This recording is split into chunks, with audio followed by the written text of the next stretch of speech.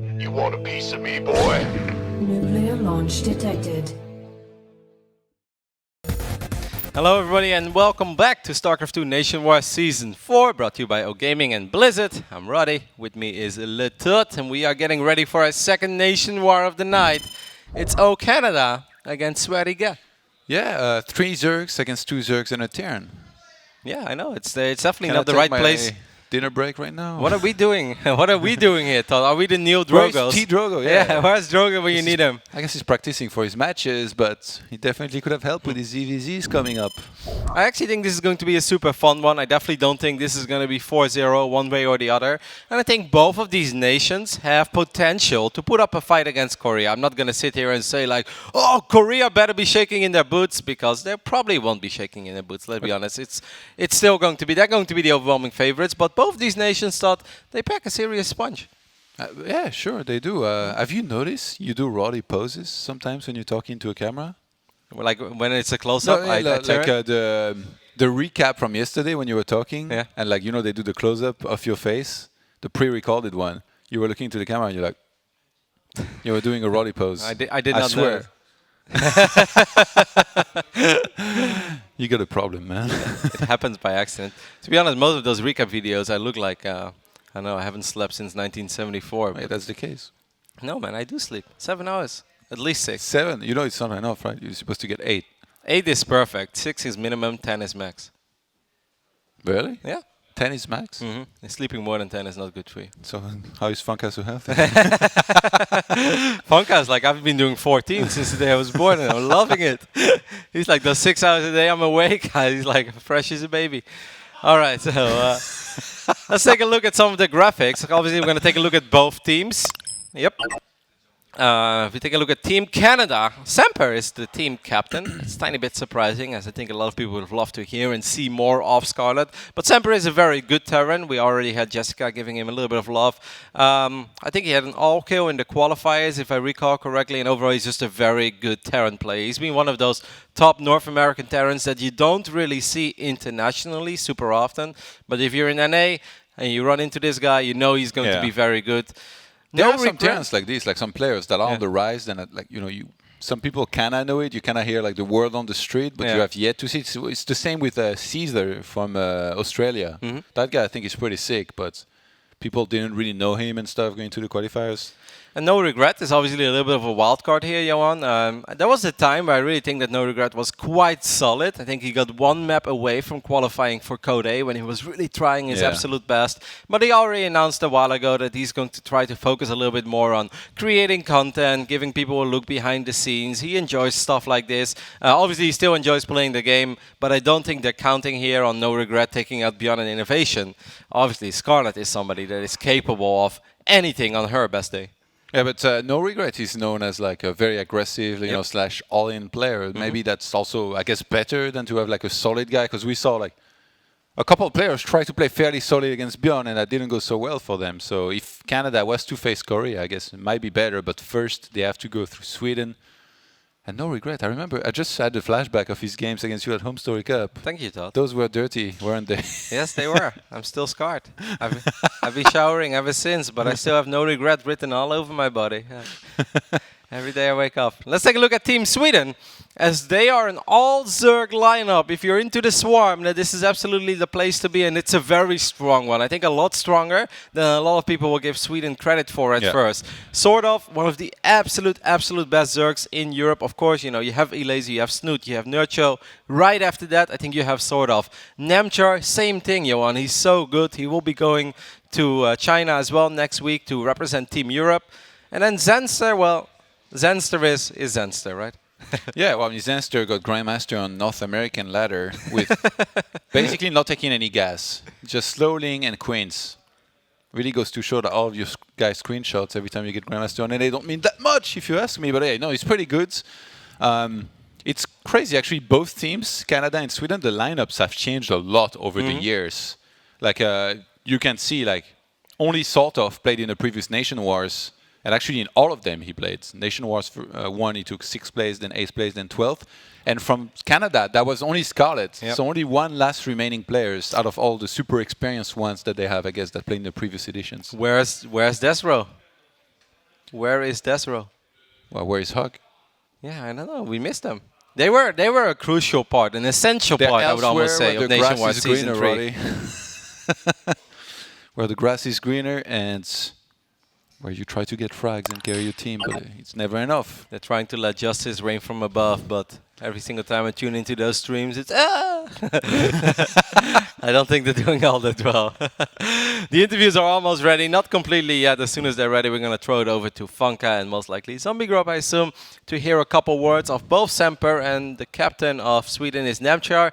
I think Nemchar is a very interesting character in this case, Johan, because I think he's very good and definitely underrated in the European scene and even like outside. You know, a lot of Americans will look at Nemchar as one of those European Zergs that's all right, but he's not that good. No, he's very, very good. He had a great run over in Ukraine. You mentioned him qualifying for China in WESG.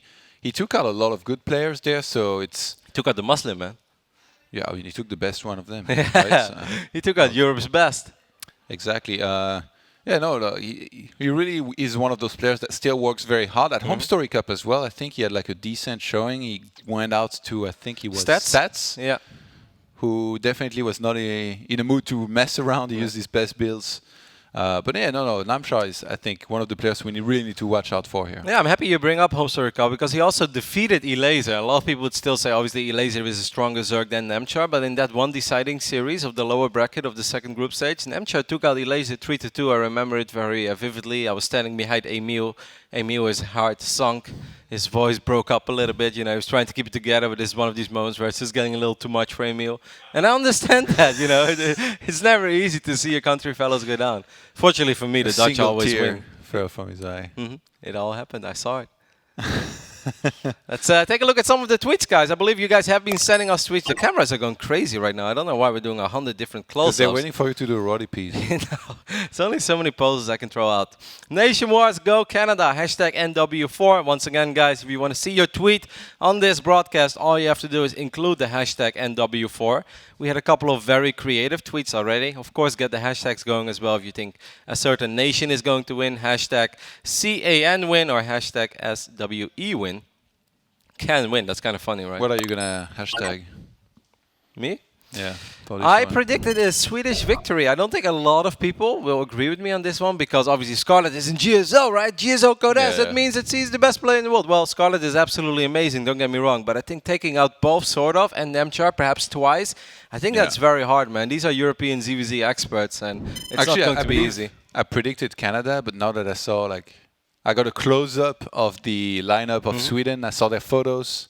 They look ready, yeah? I'm like, I think I done goofed once again with the predictions. I mean, you were close in the first one, Todd. That's pretty much all you can hope for. What was it, 4-2 that I put, or 4-1? I think 4-1. Yeah, 4-1. If you predicted 4-2, then... it was Funka, right? Who was it? I don't know. Funka shouted in the back, it was me. So I believe the interviews are almost ready. As soon as they're ready, we're going to throw it over. What do you think they're going to say? Do you think the teams are full of confidence? They look at this group, right? I think Brazil is the underdog. Yeah. South Korea is the favorite. Do you think it's safe to say that this is a warm-up for an eventual decider tomorrow? Or the day after? Sorry. Yeah, definitely. I think both teams should be pretty confident. It's kind of like... We get some of these matches, especially like European team against European team. They're always like, oh yeah, we're going to win. No, we're going to win. Yeah. Like Finland, you know, is always like that. No matter who they play, they somehow... I guess Welmu, right? Like he's the one talking. So it should be one of those matches where like either team can win, and it's really gonna depend, I guess, on the nights here who's playing better. And hopefully we see Scarlett in top shape. She just qualified for GSL. That started so fast right after the qualifier. GSL is crazy. Like today was the first play day.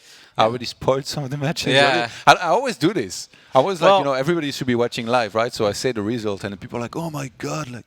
It goes two ways, right? Because it's also hard for you to talk about Zes and not mention the most important thing that just happened to Zes. So, yeah, it's a little tricky, and I'm going to forgive you. And I actually don't mind spoilers. Like, I'm still going to watch it. I didn't watch it live, but I'm absolutely going to watch it maybe tonight while I'm shuffling some chips, taking a look at my boys, see how they played in GSL. You should, because Tastosis were especially funny. To be honest, they always are. They always are. That's why they're the A-team, and we do the warm-up, Todd.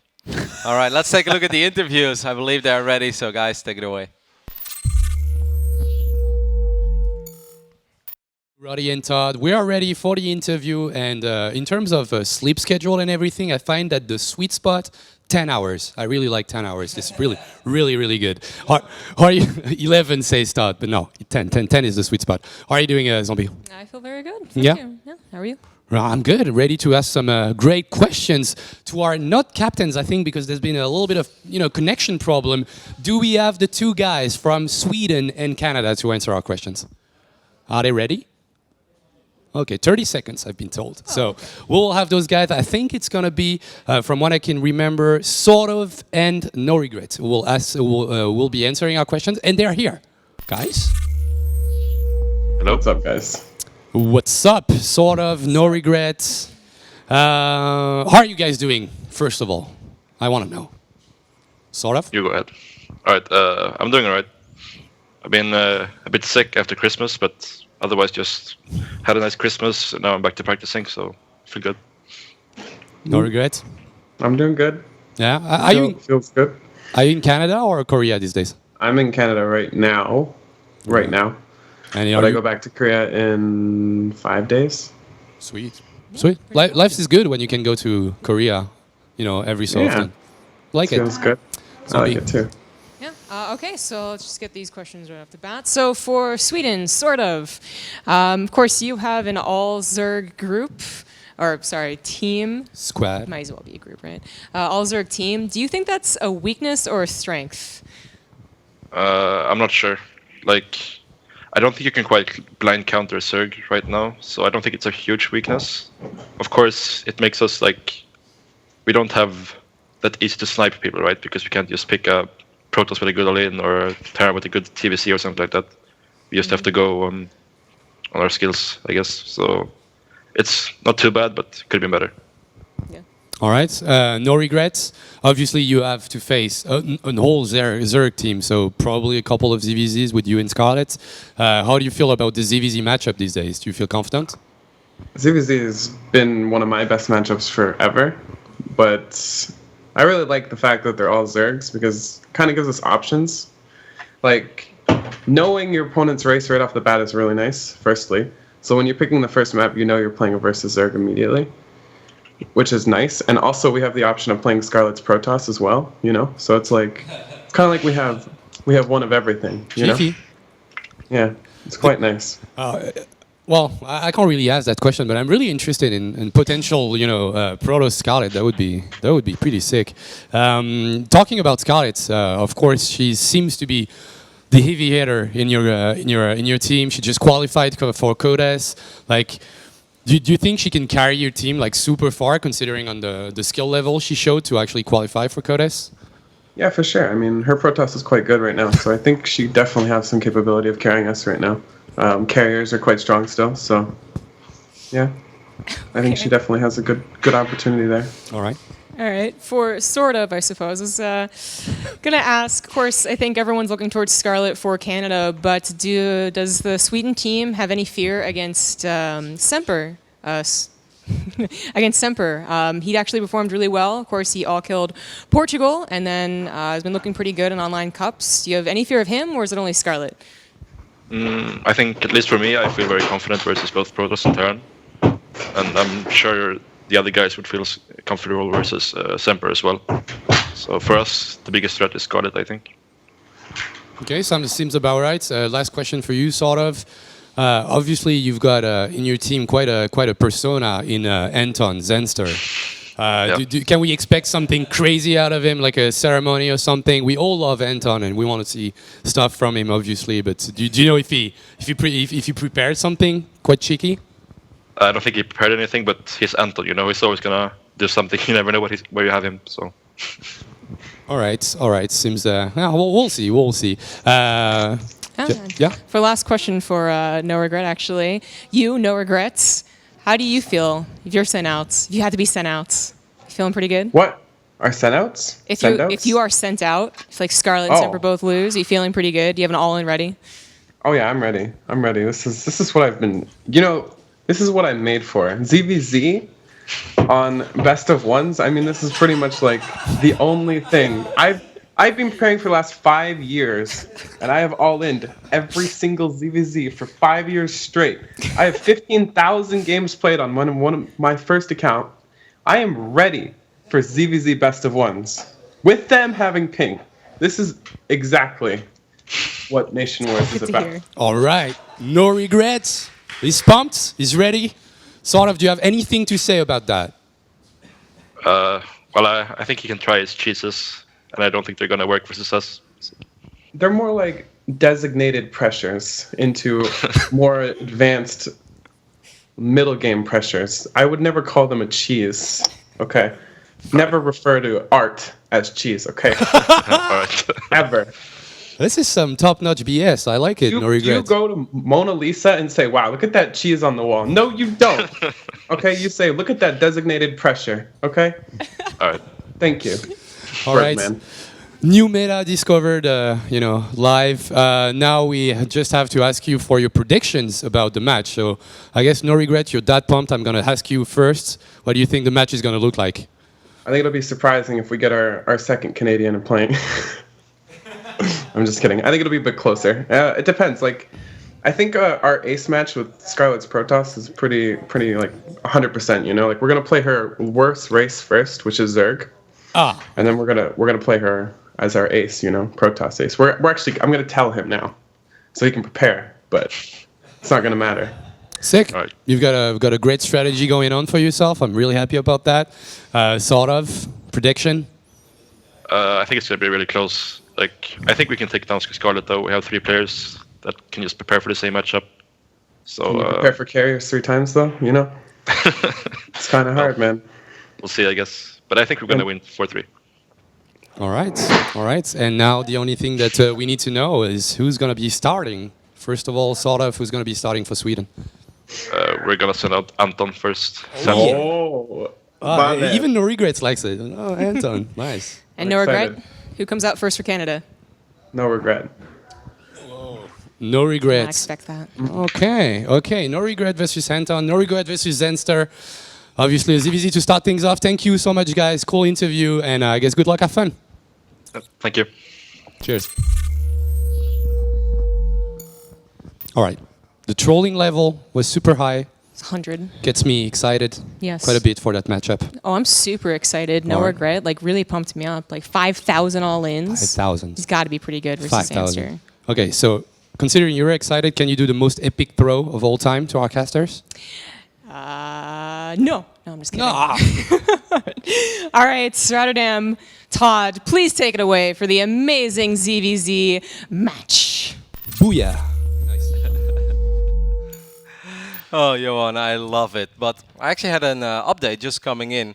Leonardo da Vinci has been dead for a couple hundred years, but he just turned upside down in his grave. Because his painting has been, his painting was brought Has up in been the same compared. sentence. To some of the absolute worst aliens Yes. Starcraft has ever known. He's like, people have been saying a lot of things about the Mona Lisa, but never has been brought up in the same sentence. I'd rather an endless amount of people took selfies with their Yeah. degraded painting. No, actually, we're making jokes, but no regrets. Got some refined designated pressure, according to what he calls them, and I'm looking forward to seeing if he can pull some of them off. Of course, it's always different when you say you're going to do it, but 76% for Canada. Yeah, Scarlet is a big crowd favorite, right? Well, I mean, I know, and I voted for Canada as well, but at the same time, No, you kind of have to be they're not that big a favorite, right? No, absolutely not. I think this is very close. Let's take a look at what the casters predicted. I have no idea, by the way, what you guys predicted, so I'm curious about this one. All I know is that I think I predicted a 4-3 in favor of Sweden. I really have a lot of faith in Nemchar and Sort of. I also love that they brought up Scarlet's Protoss. I don't think she will actually play Protoss. Maybe against Zenster, but that'd be crazy. All right, so all of you are leading towards Canada. And then there is that one very smart individual that often has it at the right end. That goes for Sweden. I'm not even going to say anything. You're wrong like almost all the time, man. Yeah, you are. I'm spot on these days. We should keep track, actually. Oh, well, keep we've kept track. Did you see my predictions for the qualifiers of this tournament? There were 16 matches, and I predicted all 16 correct. You mean for the winner? Yeah. Yeah, but I mean score-wise and even stuff. 10 or 11 I had correct score-wise. I even had Yeah? like Italy 4-3 over China and stuff like that. I was very good. That was like If my... only you did as well with sport betting. Huh? Well, there's a reason we don't do that anymore, Todd. We're going to be headed to Whirlwind here for this ZVZ. 4 players map on which if you don't get the lucky scout early on, Oh my you can God. get tricked sometimes. Oh my God. Just saying. A four-player map, ZVZ. It's Zanster, the man who made Grandmaster League on North America, like Johan just said, without ever taking a single extractor. And yes, that is true. He managed to do it. You can find all the replays on Reddit. Against one of the cheesiest, but still most fun Zergs of all time. This man, spawning in the left bottom side, once upon a time, demolished my dreams of ever winning anything in Starcraft 2. He's representing Canada. It is no regret. Already a bull and extractor. And his opponents? Is he going to be foolish enough to go for it first? Nope! He goes bull first. Is of course Zanster. Zanster is a little bit of a hero in the European scene just because he's so funny, he's so unique in his own doing. Just to give you guys a small story, a little bit of information about who is Zanster and why do so many people like him. There are many of them, right? Yep, no, there is indeed many of them. I can go to countless stories of Home Story Cup, but I'm not even going to go there. This one was a public story, you know. Harstem, Mini Razor, Zenster, and I believe Elazer, they had the idea, you know what, let's spend New Year's evening in Poland, that's gonna be fun, you know. So Mini Razor arrives, Harstem arrives, and they're texting Zenster, you know, Zenster, where are you? And he's like, yeah, you know, I'm here at this sign. We're like, we don't see this sign. And then Harstem is like, where are you, Zenster? You know, they're all waiting for him at the airport in the capital of Poland, in Warsaw. And Zenster is like, well, you know, I'm here and here. Which airport, Anton? And he's like, well, I'm in Krakow, which is like 5 hours away from Warsaw. That's Zenster for you. All right, so let's focus on this game. It made him a better man, though. He said he was never going to make that mistake ever again. And I'm pretty sure he shouldn't after that happens. So No Regret is sending his first few Zerglings across the map. This is not a surprise, obviously, to Zenster. Zenster went pool before hatch, so I think he had a good idea that this was happening. He's going to throw up the Bailing Nest, Johan, defensively before even starting Zergling speed. Yeah, I like that. If you just get a couple Banelings, then you can defend from the high ground. Have some Banelings there that makes it impossible for No Regret to go up on the high ground. Right now, his second hatchery is going to be under threat, and I think No Regret from there, if he just goes into drones, he's actually going to be in a pretty good position, especially with how late Zenster's speed is going to start. Yep, I like that you bring that up. I think that's a very, very important aspect indeed. He's going to take a look in his main base as well. The Banelings are not even done yet. Maybe these Lynx can get a wraparound on the Queen, or maybe they can get a couple of drones. But this is actually starting off very, very promising for No Regret. He's trading Lynx against Lynx. He can pull back as before it starts going bad. There are 2 queens now. Gets the wraparound as well. He's going to be able to get a couple of drones for sure. Might get that 1 queen. Good micro though by Zenster. Good drone pool. He maybe overextended a little bit, but I mean the build already did its job, man. The Mona Lisa of Starcraft. Look at his build. So sick. He's ahead in drones. He's got a much earlier archer in the second base.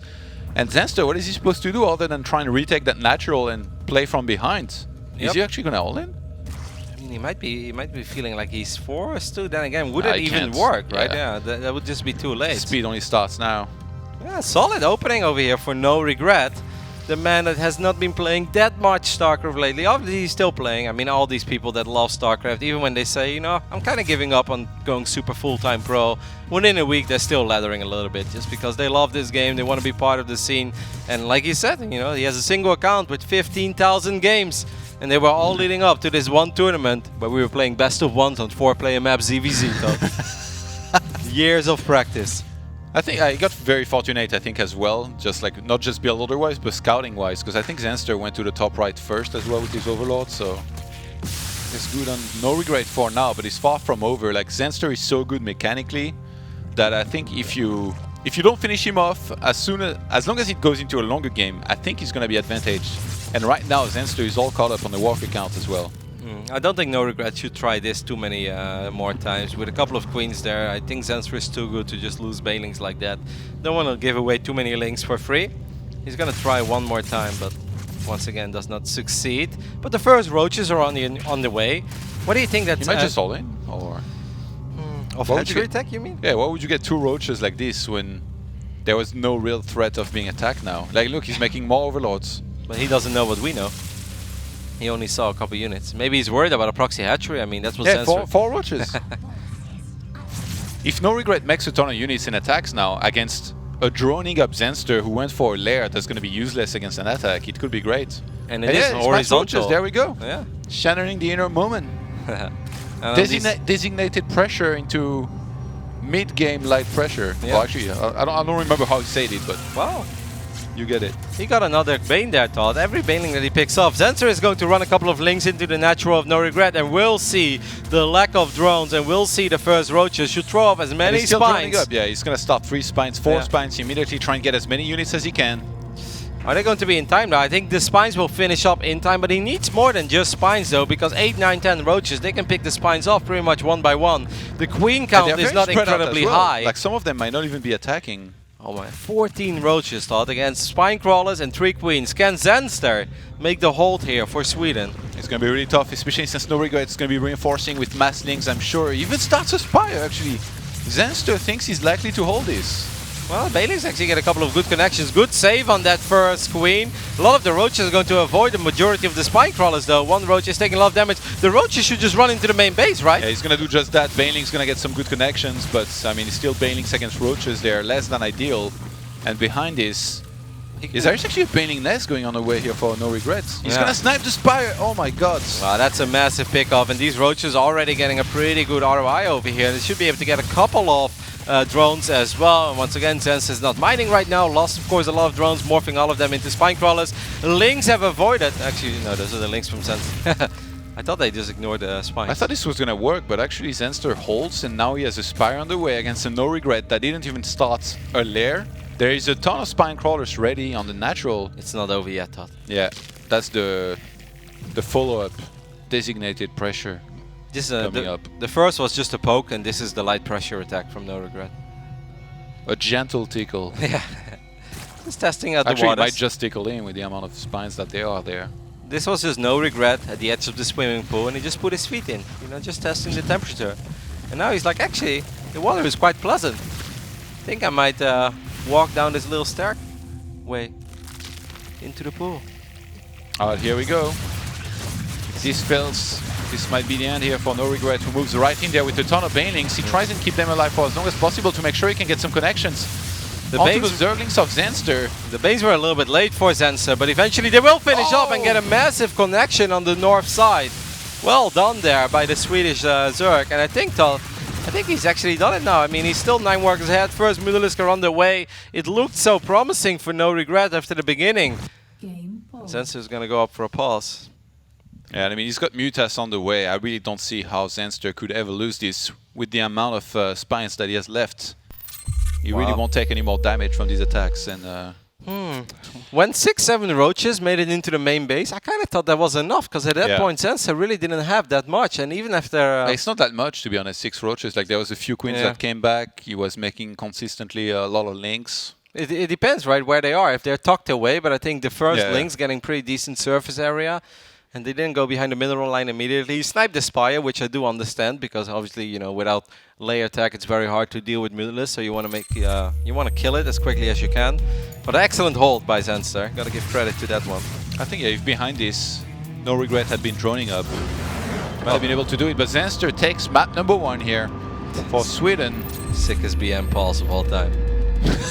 Zach Hotkey. All right, go on. You want to see me Spire? GG! Zenster takes a 1-0 lead for Sweden here over Canada in a game that started off, I think, so well for no regret. Yeah, I like the way he opened, but like we said, you know, he cheeses a lot. He plays very aggressively, so maybe mechanically, like, I don't know if he missed some injects or something, but he wasn't, even the drone count at first, I thought he would take off way faster, considering like he had an archery up, whereas Zenster didn't even start his on his natural, right? That's supposed to be a massive lead, but he didn't even really make drones, just made a couple of them and then went into mass roaches, so... Imagine if he would have made a roach attack, but then instead with a Nidus, Todd. Don't you think it would be more promising? Because he had a good economic start. Yeah. But he would have been late, right? Very late. Let's take a look at some of the tweets. Let's have a nice wheel of art for dinner. The Mona Lisa. This is going way too far. I'm done. Hashtag can win, go Canada. Which tournament was that, Todd? Quick. That's Montreal. That's Montreal. Yeah, I think so. Looks like it. Must have been. We were sitting there right behind the Starcraft logo all weekend long, eating Snickers, Twix, M&Ms, Fridge full of energy drinks. Yes, baby. That was pretty sick, actually, diet-wise, this tournament. If I think of Montreal, I think of the amount of chocolate. I think of going home and stepping on the scale and seeing 95 kilos and be like, oh my god, I was a heavyweight. It was great. Chocolate during the day, poutine at night, a little bit of extra sauce. I look at the sauce, I'm like, no, I want more cheese. I want more sauce. So it was a good You weekend. did a Roddy pose again. You can't help it. It's okay. Maybe it's just me. Maybe I have a, maybe it's a side effect of all the energy drinks I've had. Let's go. Can you actually do consistently a perfect Roddy pose, or does he? No, I'm not, man. I am not very good in this whole staring thing. Because my eyes are actually a little, I squeeze my eyes a lot because I wear hard contacts. I'm one of the last people on this planet, I think, that wears hard contact lenses. They're a little bit more uncomfortable. But What's the new contact lens? us, everyone is soft these days. It's a lot easier on So your why do eyes. you do hard then? Because my eyes are shaped very awkward. I mean, it's weird, but my left eye apparently is not round. It has the shape of an American football. That's what that's what the eye doctor told me. So he said the soft ones, they don't work well for you. Yeah, it's true. Wow. I mean, okay. you don't see it. I learned something. Yeah, man. This is another The struggle in the secrets life behind of the Roddy. beauty. Nobody's perfect, Todd. Yeah. My eyes. Definitely not. Let's take a look at the next player. I want to know who's going to come up next for Canada. Obviously, always takes a little bit. Maybe they have a small discussion. Scarlett or Semper? Who are you feeling? I'm feeling Semper, actually. Yeah. I think out of the three Zergs, I love Anton, and he's absolutely a hero in the European scene. But I kind of think that he's the weaker one out of those three, because sort of is, he's Mr. Mechanics. Nemchar is a star in his own way. So I think it's going to be Semper, because I believe that Semper feels confident enough to take out Zenster. But I think that's a very close match. Yeah. All right, Semper. Makes you're sense. Makes sense. Right. On what map, though? That's the question. A TVZ. Why don't you make a prediction for once, Todd? I need a few seconds. Mate, I even don't have a clue about Protoss. Can you imagine all the maps? What about? I could Vani? see. Yeah. Echo? Habitation. What if we name all the maps? We have to be right. I don't think Echo. I don't see. Echo is a possibility. I mean, it's not hard to go upstream. Even Daybreak wouldn't be a weird pick. But if I would have to pick one, Usually Zergs pick Daybreak. I'll pick Habitation. I'm just feeling it. Funny here. The amount of That's airspace. This is nice. This is like a little prediction. It's like the Wheel of Fortune with Johan and Kevin. And you just make predictions, and then eventually we're right and we look smart. Of course, we're both wrong. Yeah, that happens pretty often too. But that's okay, man. We made a career out of being wrong. And Todd. before Newkirk, like We can be proud of ourselves. Not many people have made as many bad predictions as you and I, and still get invited to cast. only Artosis. But I mean, he turned it 71%. into a legacy. Like Yeah, we can only learn from that man. Still, 71% of the people at home think that Canada is going to take this nation war. Is there a bug with the votes? Like I I feel really weird about these. since 'cause I'm like, the only one who had faith in Sweden, I feel I should be representing. but like, this hey, nation. whoever is like, it just went up 72. Whoever is doing bad, they vote for them. Is it like, am I missing something? Am I too old for it? Is there a meme? What was going on? Korea? I didn't see the scores for Korea. You were casting. I'm sure it was like 75% at least for Korea, if not more. Yeah, I don't, I mean, you have always people who just enjoy picking wrong, right? And then if Yeah, they picked right, they can be like, screenshot, you see? It's like all year long, they predict the most ridiculous things. And then the one time that they're right, they take a screenshot. It's like, told you so. Called it. All right. Let's take a look at the map as soon as we know it. I'm curious. Vani, I think, is a very is a solid prediction. Vani, Echo, Daybreak. Habitation would be weird. Hey, But what's the one map we didn't mention? we, Other did, two. we didn't mention... Okay, Daybreak. It's going to be our map. We didn't Actually, I'm a mention... bit surprised. Usually it's Zergs, I think, that pick that for the most part. But I guess it's like Yeah. one of the more... It's one of those rare maps. You know, there's always like one or two of those Catalyst maps that both race kind of like against one another. Like they accept, like this is like Like basically going to be Overgrowth, the right? playground. The playground, like Yeah.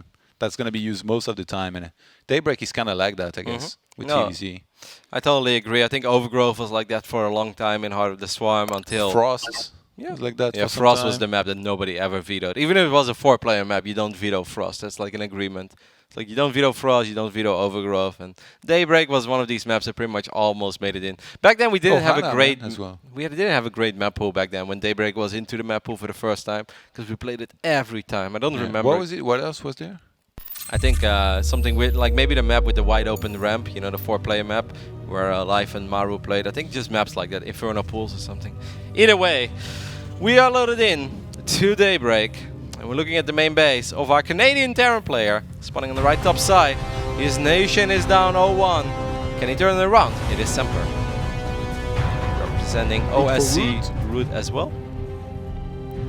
His opponents, playing as the Blue Zerg, it's of course from Sweden, Zanster. You know, one of the craziest guys in the scene, but mostly behind the scenes.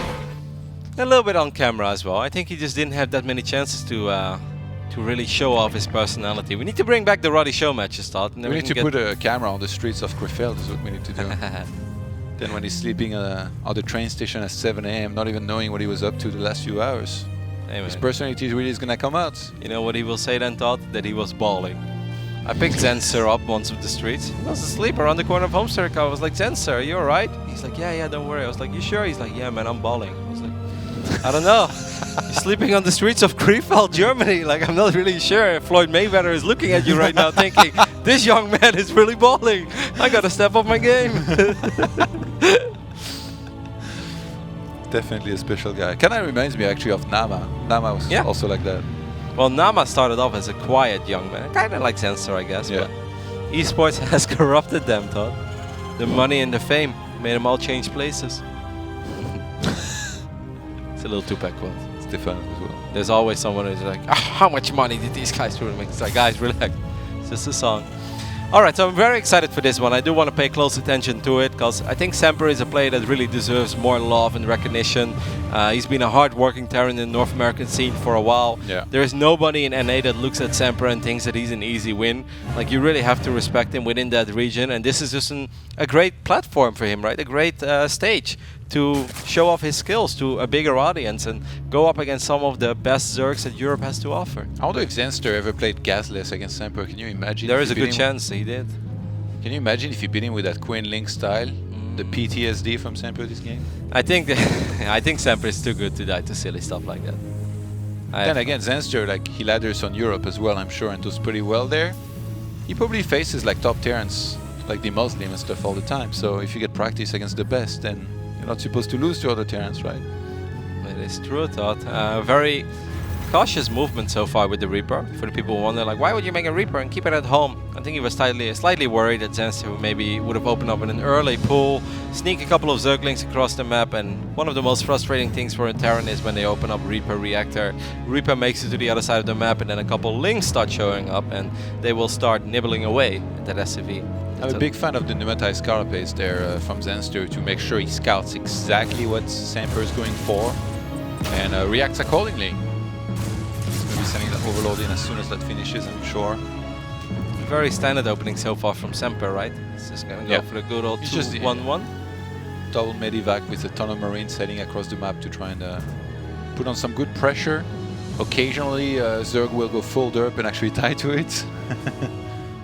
Yeah, we've seen it even at BlizzCon, right? Every now and then. To be honest, though, it's very hard. When I play Zerg... Laser is like, I hate you. Well, no, I wasn't talking about the Laser. Who was it then? Violet. Violet kind of straight up died too. How nice of you to remind him. It's okay, Violet's my buddy. Violet is somebody that has a very realistic outlook at the game. If he was great, he will be like, I was good. And if he wasn't, he's just like, I wasn't very good. Did he say something about this game? I saw him outside and I was like, well, good luck versus the Protoss, because he had to play a Protoss next, and he's like, PvZ will be better. I was like, alright, good luck, champ. He's a good dude. So far, not a whole lot has happened. Semper is just waiting, obviously, for Stim to finish up. For 60 Marines to pop, he's gonna fly those two medevacs across the map. Well, on the other side of the map, we have Zenser starting his lair. Yeah, I mean, from there, it's just pretty much gonna be standard stuff from the Terran in particular, although he does go for double eBay. And was it Funka that he said he calls this the Jane transition? Could be. Where like basically you go for that before your third command center and you prioritize these upgrades so that you can be ahead with this.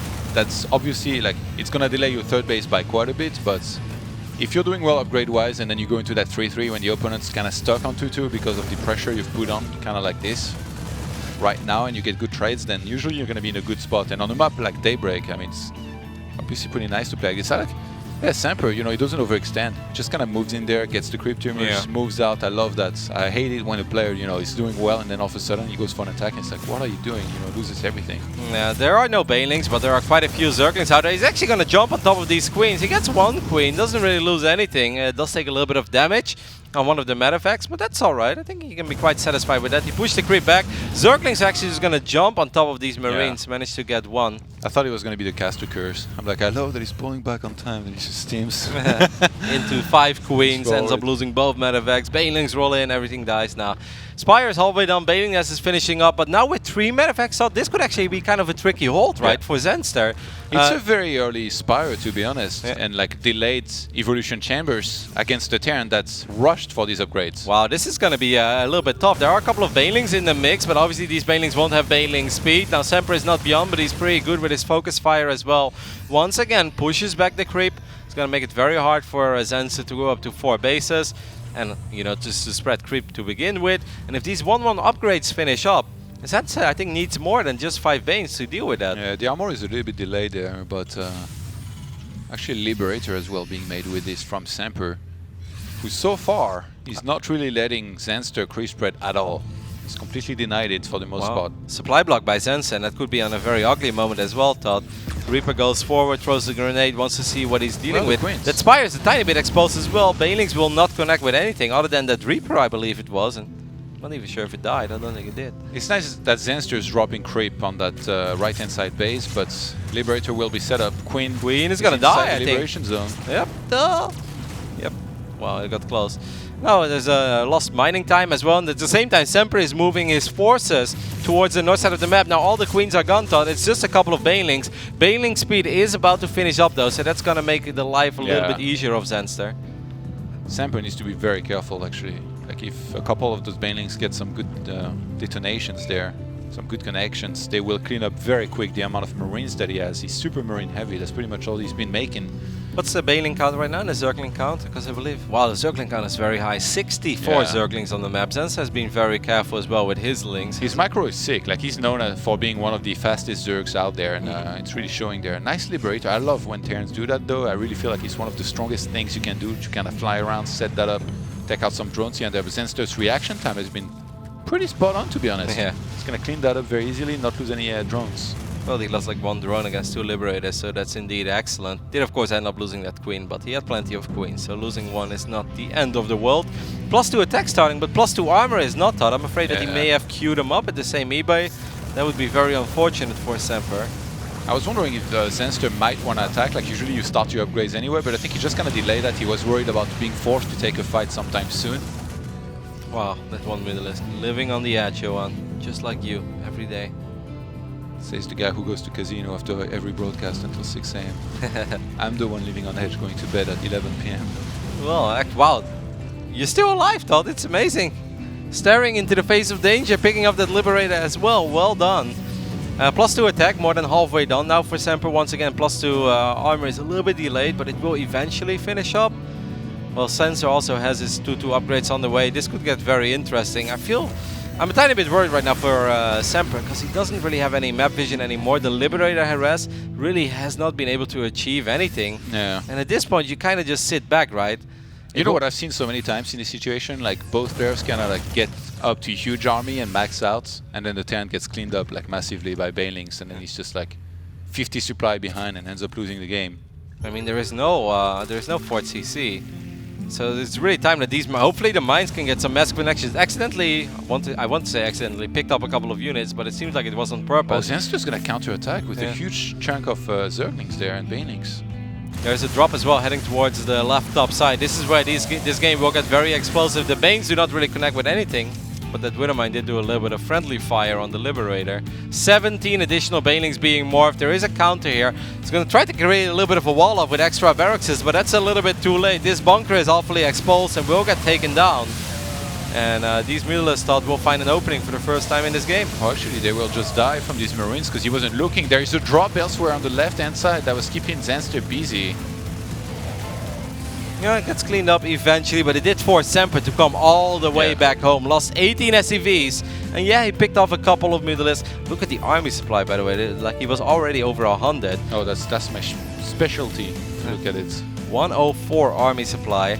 If he starts 3-3 immediately, then maybe he can have a massive fight with 3-3. Obviously, there's no infestation pit yet. Yeah. So He that should means, remake that bunker. yeah, Hive is going to be quite late. Yeah, I think Zenster will keep up. Maybe even get 2 bunkers and then 1 Widow Mine and turrets. Warcraft 3 style, man. That's a lot of Banes, by the way, in the right bottom side. One more Liberator is going to try to find an opening. Meanwhile, Liberator and Widow Mines are going to try to secure a position in the middle of the map here for Semper. This is not going to be easy for Zensi. Yes, he has a lot of Banelings. This time a Liberator will... Semper is very trigger happy with the steam packs, by the way. He uses them every time super early. Banelings are going to roll in there. No. Oh my god. Wow, that's a 6 save by Semper. Pretty much keeps all of them alive. And a couple of mines there behind as well. Mutalisk were forced to come home to deal with that Liberator. Look at Semper. He's playing a great game, Johan. Yeah, absolutely. He's doing really well. And Zenster is kind of... What? He's just going to trade? I think he wants Semper to actually step on creep field. Like he's forced to fight sometime soon and just engage with a lot of Banelings and blow everything up. This would be a massive snipe. That 4TC just finishing up and Semper... He's going to go back again. That's perhaps unfortunate. Maybe he should have tried to do something about the fort. Needs some splits here against this. Maybe close the gate as well, which he's not going to do. I think there are quite a few Marines still left behind there. Don't forget about all these low HP SCVs. A single Bane will be able to take care of a lot of them. He's dropping on the left-hand side though at the same time, I believe. Yeah, but I mean he's losing a lot of SCVs now. And he lost his 4 CC, that's massive. He does have these 3-3 upgrades on the way, but this is not Heart of the Swarm. You can't just stay on 3 bases forever and think you're going to be fine, max out, and then just eventually retake your fort. Your fort is so important. Yeah. I think Zenster is playing this beautifully here, really stretching Semper all over the place. Yep. Making sure he has to come back, making him waste time, trading 39 SCVs now. Like, it's going to be actually super hard for Semper to remax properly. Looking at this game really makes me wonder if there wasn't an opening for Semper once or twice to try to do something about this fort base. I think he should have gone for it. Yeah. Like, gone forward, stim, pull back into the Liberators and Widow Mines every time, maybe even leapfrog a little bit faster with those. Those Widow Mines at 4TC, once again very exposed, and Lynx with +2 will take care of it almost immediately. That was a massive Widow Mine hit, but in the end it may actually not be enough here for Semper, as there are still a couple of Lynx remaining. These SCVs have already taken a beating throughout the majority of this game. But there are still so many Banelings there. And this army doesn't look near as impressive as it once upon a time did, right? Yeah. I think he got rid of the Liberators basically by sending them to bases, and they were sniped eventually, so... Semper, his supply has been plummeting. Army supply wise, he's still doing okay though, and 3-3 is actually gonna finish there in a second. Yeah, that's Zenster nice. will do the same. Like, and also, I have to say, Zenster's split is perfect so far every time. He keeps kind of Zergling Baneling at home to be a real huge threat to these armies. Whoa! That yeah, was a sick Widow Mine hit. Finally does. 17 kills. How many Banelings are remaining? How many Banes were left behind? We see 7 more. There are 9 Banelings on the map, but most of them are on the other side. So yes, Zenster will be able to get on top of the production, but maybe if Semper can just shut down the 4th and the 5th base at once. He's oversteaming a lot though. All of his units are ready. Remember, it's 3-3. Like, level 3 armor will finish now. Zenster getting on top of that production here from Semper. So if Semper wants to win this game, Todd, it's safe to say that he has to do it with the units he currently has on the other side of the map, but more and more, every second that goes by, more Banelings will morph. Zenster once again going to try to get some good connections, and he will. Oh my god, the Baneling count is just too high, I believe, here. Yeah, get some good connections. There's still some Marines left over, but these are the last few forces here from Semper. Pick up at the last second. The Marine count is just starting to get too low at this point. The supply. Yeah, and let's not forget about that 5th base as well. Well, that's right now the 4th on the left top side for Zenster. That's completely untouched. Meanwhile, the Swedish Zerg is everywhere at once. This was a very fun game, and I think that Semper showed us he's a great Terran. But yeah. Zenster just outmaneuvered him a little bit. Oh, dancing the Lynx as well. He, like we said, man, Zenster, he's a real... He's balling. Yes, this is Zenster in his element. Actually, at the right map as well. Ooh. Semper did a lot of good things this game, but I think he maybe should have just gone and traded against that middle base with the massive amount of units that was across the map counter-attacking him, steaming everything. Just more time for Zenster. Oh my god, that one medevac somehow made it to the other side though. 5 HP, had 7 Marines in it. But yeah, right now it's just a very sad looking sight for the Canadian. Where are all the overseers? This is nothing left. And Zenster is still quite rich. 74 drones. Massive shout out as well to the macro of Zenster. How many workers died in this game? Can we take a look at that? So 31 drones died, which is a reasonable amount, but 80 SCVs. I mean, once Zensis started to go for the full-on, not necessarily base raid, but he's just like, hey, you're gonna have to come back over and over again. I will not attack into your siege position. He just got so much value out of every run by. There's no way Semper is going to be able to do this. This reminds me of the game I played earlier on ladder where I had 4 carriers left against a maxed out Zerg and I stayed in the game.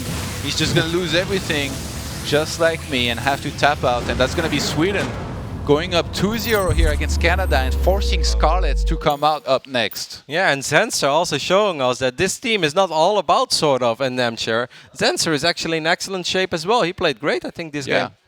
He actually, I think there was 1 or 2, you know that Swedish tournament with all the top Swedish players? Yeah, I think there was 1 or 2 at which he made finals. He won one as well, I think. So he's definitely a top player there as well. Never overlook these guys, man. Never sleep on a Zenster because he's always balling. that was a sick mind. Yeah. It just felt like once or twice this was maybe the moment, right, to go for it. At this point, there was one moment where the Baneling count was a little bit low as well. Look at these Banes and look at the mines actually doing a little bit of friendly fire. I think a lot of Zergs would have probably been really worried about an army on their doorstep and kept everything there and just like engaged into it. But not Zenster. He countered attack with a really good amount of units, I think, and kept enough at home as well to make sure he could defend. Yeah, the perfect mix these days is not necessarily to go for that one big fight, right, where the Banelings will often get blown up by a Widow Mine, but it's just to sprinkle in a couple of Banes and force these Marines to go back over and over and over again. So it was a fun game to watch, and I still think that Semper had a good showing, but Zenser showed that it's a different ball game over here in Europe, Todd. Scarlet will be coming up next. Really looking forward to that one. But before we can get that game underway, we're going to head to a break. So we'll see you guys in a moment after this. Welcome back, everyone. This is Nation Wars 4 you're watching. This is Canada versus Sweden. And at the moment, we're still waiting for the awakening, I guess, of Canada. And maybe it will go through Scarlet. Yeah, well, I guess that's what everyone predicted, was that Scarlet would be the one to carry Team Canada, and it is up to her now. I assume if she loses, she'll be revived again as well. Although Semper actually looked really strong. I was quite impressed by Semper. He, you know, it was definitely a couple mistakes, right? Like, I think a Centaur the third would have really helped. A couple of times not pulling back to, like, you know, take care of the base trade. Those type of things, but overall it was very strong. Just, I think Scarlet might be a little bit stronger in the upcoming matches. Yeah, I agree with you. Like, there's been a couple of missed opportunities from Semper. He had that set up towards the 4th base. He was able to do stuff with it, and but in the end, just kept pulling back and just was played a little bit by Zenster in his nice tactical plays. Tenshi says it's -13, but gotta watch my boys wreck Canada. Yeah, this seems super cold. Like, is he watching from a bus stop or something? Right? Big up to Tenshi, obviously. Furia Gayer, Nation Wars 4 Canada win, all ready to see Scarlet smash Sweden. Well, it's time. It's time. Well, Scarlet has to do it, and she has to do it now. Yeah, exactly. I would say now or never, but it's now or maybe when she's another revived. Okay, so no regrets. Trolled us a little bit.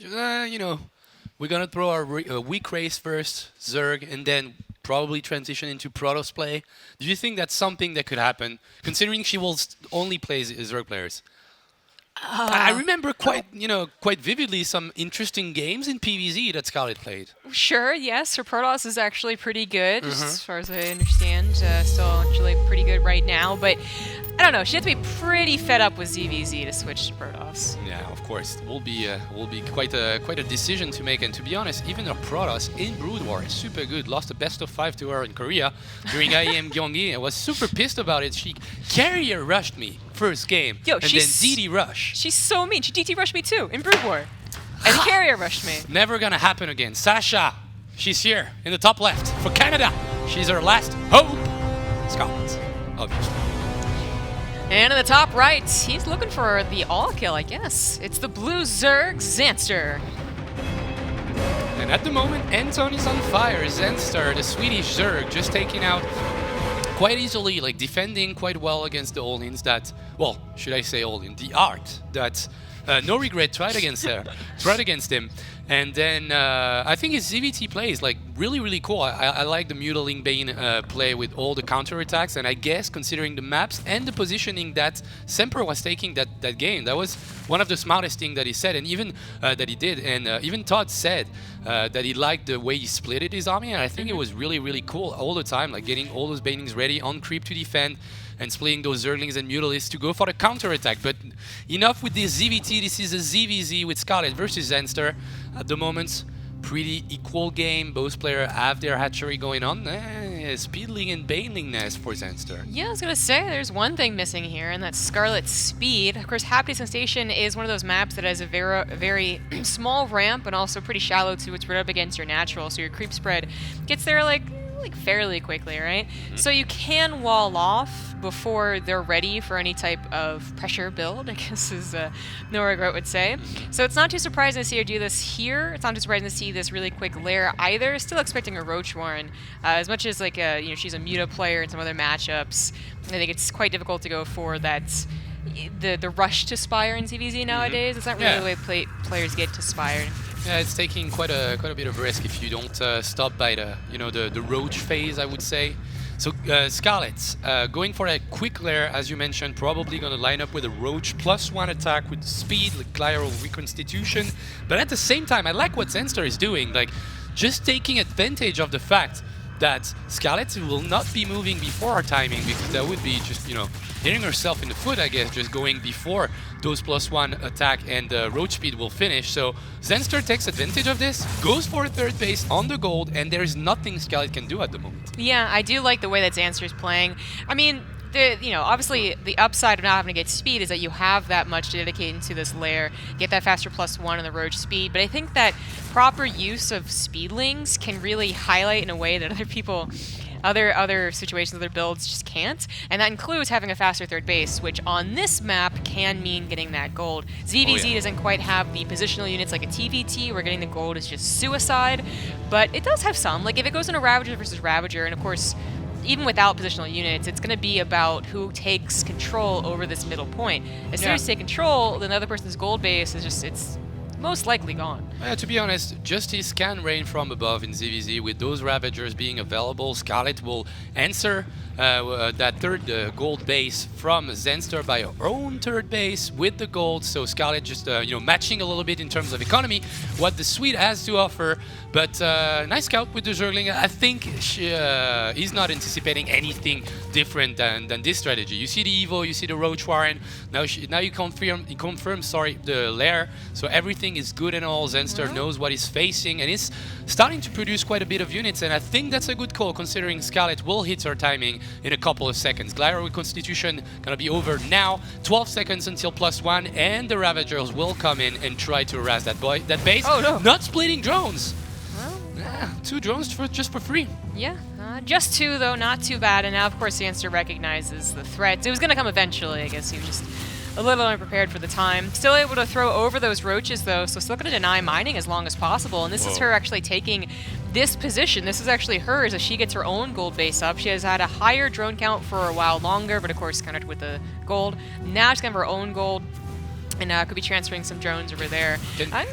This +2 is going to be like really far ahead of Zenster's, of course, and this actually puts Scarlet in a pretty damn good position. Exactly, that's what I wanted to see. I wanted to see the income advantage graph, and as you can see, obviously, ever since Zenster actually produced a lot of drones on this gold, actually had a pretty good advantage in terms of income, but this time getting 2 roaches killed for free, and Scarlet keeps the position over the third base and will start raining a little bit more bile towards those drones. Nice split, but this is hurting Zenster economy quite a bit. It doesn't have speed, doesn't have +1 yet, and as you mentioned, the second timing with +2 from Scarlet will be quite powerful. There's just nothing that Zenster really did besides get that gold base to utilize his opener.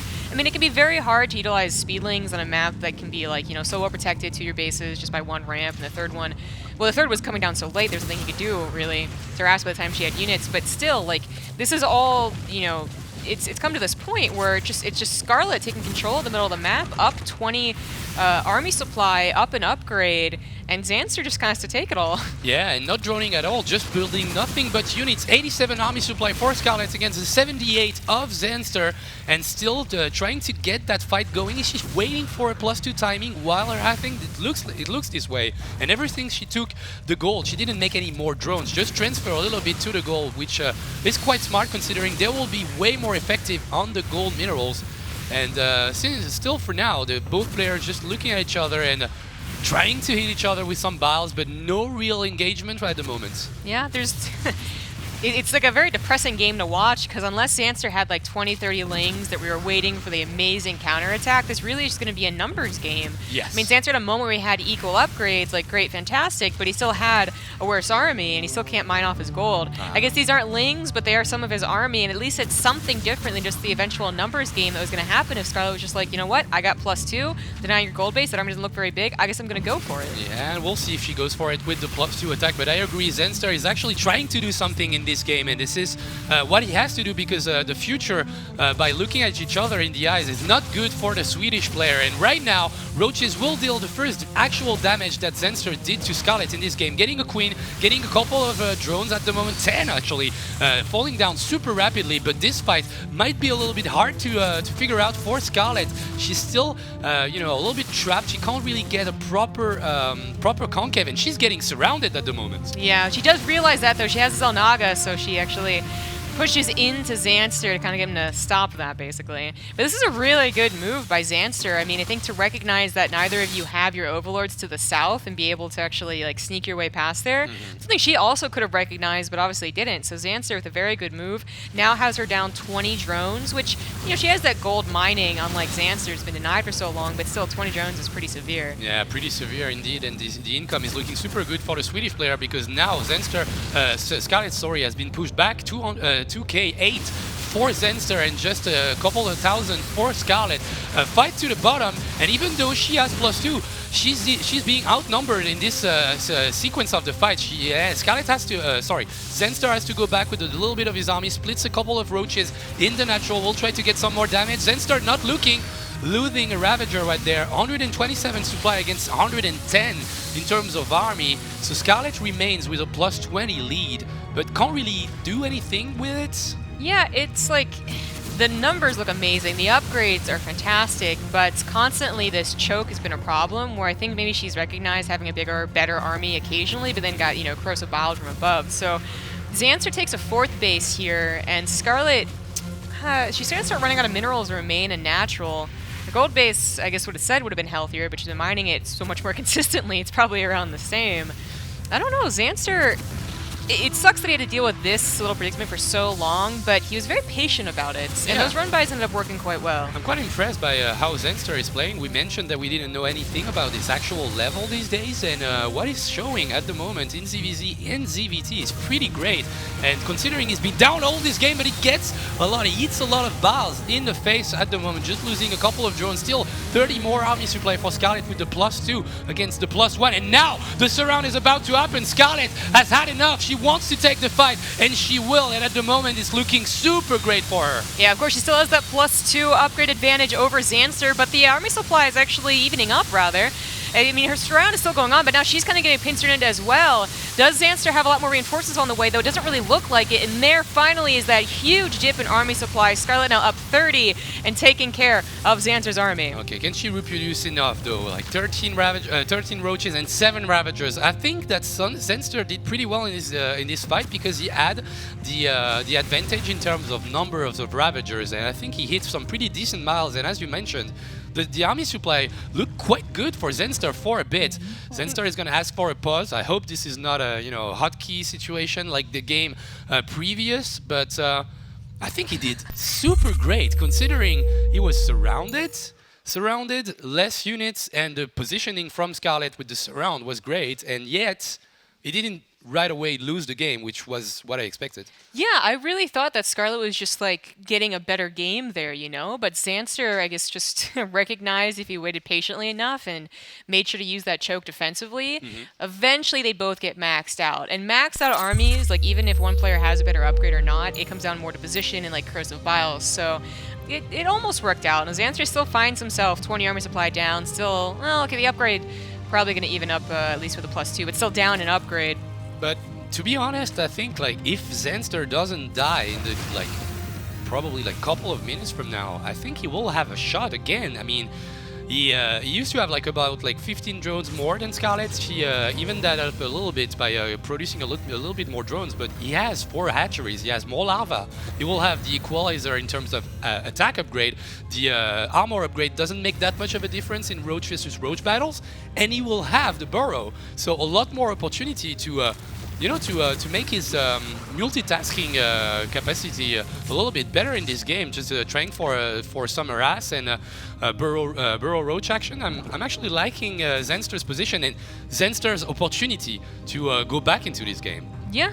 I think that Tunneling Claws could do a lot of damage, especially since we already saw the precedent was set with those roaches without Tunneling Claws did a lot of damage, pulled her back almost entirely. I think Tunneling Claws could do a lot, but it also means that like if you send 20 armor supply forward and she sees like, oh, it's a very small army, I guess I'm going to attack in, she could also just end the game, right? She has her army kind of split up like she would want to surround if Xancer got a little too bold in the middle of the map. And finally spreading the Overlords down to the south, sees this counterattack. If they were burrowed, I guess it would have been a problem, but Yeah. he thought maybe he had time to do so. Maybe a little bit more missed opportunity from Zenster, who could have been more sneaky with the burrowed roaches. Now he does burrow. There's no detection from Scarlet at this instant. She's building a little bit more overseer.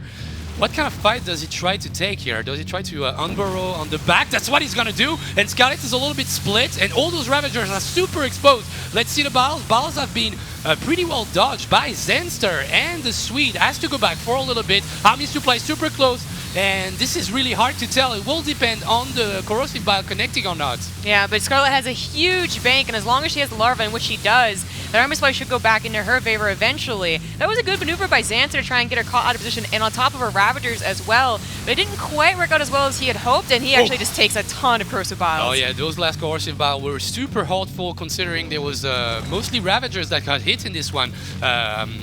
Tunneling Claws will also help in terms of just getting the health up on those roaches that were bruised earlier. Couple of Ravagers are super low at the moment. 110 supply against 116. Still anybody's game, even though, as we've seen, Zenster lost a little bit more, but also mined a little bit more than Scarlet. So still an even game. Supply tell the story. 179, 175. But in a moment, Scarlet will have Tunneling Claws herself and +2. And this time, +2 will make a difference. I'm quite surprised with how long this game has gone on. Yeah. A constant tug of war, Xancer trying to get her caught out of position, but she very well aware of his intentions, just responding in kind. Oh. It actually might even get to Hydralisk and Lurkers, which would be just something I haven't seen in ZVZ for a long time. Spineclaw's going to buy a lot of time here. In fact, there's 3 of them, so 1 goes down, but 2 are left over. Should be enough time to at least respond to this. Should lose too many drones. Alright, couple of drones, 2 spines, a little bit of opportunity. He will try to pounce on Scarlet's army on the top, believing that he has a little bit more. Dodging like crazy. I don't know how, not a single corrosive bile connected from Scarlet, but he has to pull back. No! He anticipated this, and with some pretty good corrosive bile to the south, actually holding his ground, but he has to go back. There's way too much and a lot of roaches. Scarlet stopped producing Ravagers and wanted to go straight up in the fight. If that's not a sign of an F2, I don't know what is. There's like 7 overseers chasing this army. I don't know if that was entirely worth it. And of course, you just mass changelings, because why not? She should have blocked, in the back with those changelings. That would have been super cool, but Scarlet definitely taking the upper end after this fight. Yeah, Zenster is not going to bother. He doesn't want to kill all those Zerglings, but he should, because I don't know if roaches will be able to cross that. We've seen that strategy before in GSL. Yeah, like, roaches are blocked. Just be like Brood War, like Jadong, like 100 Hydras. Like yeah, Locker Eggs. Also, you could drop Locker Eggs at the back of the army. Okay, Zenster realizes and will destroy those changelings, because that could have been really, really bad for Zenster not having this entire army to do stuff. I don't really know what he's doing at the moment. Okay, setting up some sneaky attacks with those burrow roaches, but here it is. Scarlet has Tunneling Claws and that base. You think they would just like notice it? Nope. Yeah, they hit each other, but roaches are not smart enough to tell. Apparently not. Yeah. Okay, so she does recognize. Maybe I don't know, they high five in the ground. Yeah, a little bit. What's up? What you doing? Uh-oh. Oh. That's obviously overseers for that. Xanster is starting to get maybe a little too fancy for his own good, and of course dealing with the changeling was surprisingly obnoxious. They're still not taken care of. But at least I guess they opened up at least. But he's going to lose not only a bunch of drones, but potentially his base. He's still not responding to it. Well, the positioning from Scarlet is just perfect, pristine in this game, because if he does move to too much army to defend that fourth base in the bottom, he will lose the fight in the top center. So I guess it took a little bit of time. He did lose the hatchery, but also at the same time destroyed Scarlet's hatchery. And I think Scarlet burrowed her drone. Yeah, she did. Okay, that's cute. Yeah. It's, well, once again, awkward. Like they should be talking to each other underground. Yeah. Well, Scarlet has gotten up to a lurker den, so she actually has lurkers already on the way, as well as those Hydralisk upgrades. Xanster also getting his own lurkers, and this is just, I feel like I haven't seen this in a long time. Actually, last time I saw ZVZ go this long and so even, it was back when he tried to get Ultralisks, you know, first and foremost, not lurkers or whatever else. So lack of an infestation pit, emphasis on the Hydra lurker. It's going to be very interesting. All right. Can those roaches on the top? Okay, bottom side, they will get intercepted. The roaches on the north side actually had an opening, but waited quite a bit. He will get that queen. Yeah, splitting only 3 roaches. Okay, that queen is actually still alive with 6 HP. Roaches in the main, roaches in the natural, but there's not that many drones to kill here. So I guess the best choice of target still remains being the queen. He's got a lot of different attack paths at the same moment. He's got roaches to the back. The rogues have been taken down, taking position on the map. I think Xanster just with the flick of a switch actually took back control over the entire map, and I think that's pretty impressive. Yeah, I definitely say that he's taken back control over the game a little here. Now, Scarlet still has a really big bank. Yeah. She still has the lurkers, which Xanster hasn't quite gotten to. But she's run out of mining, really. The main's gone, the natural's gone, the gold base is gone. The fourth is probably oversaturated, and that fifth has just been denied for so long. She's finally getting it now. Okay, one Ravager will go down from Xanster. Wasn't looking at his army. Is he trying to take down the rocks in the bottom? Yeah, he did. So now the roaches will pounce, take that spine, take a couple of drones, and then probably get the hell out of here, because there's way too much Zerg here. Some more roaches, but they will be welcomed by Hydralisk Ravagers and roaches with better upgrades, and at the same time you can't really pounce towards the natural because of the lurkers. Lurkers are actually doing super great for Scarlet at the moment. Yeah. I'm like a little surprised. We have a fight? Not really. Xanster doesn't want to take this, I suppose. Actually, maybe he he's does. getting surrounded, and there's a lot of Ravagers, and keep in mind those Ravagers are super expensive. As you can see, a lot of gas taken down from Xanster. Has to go back. Does he have anything to really...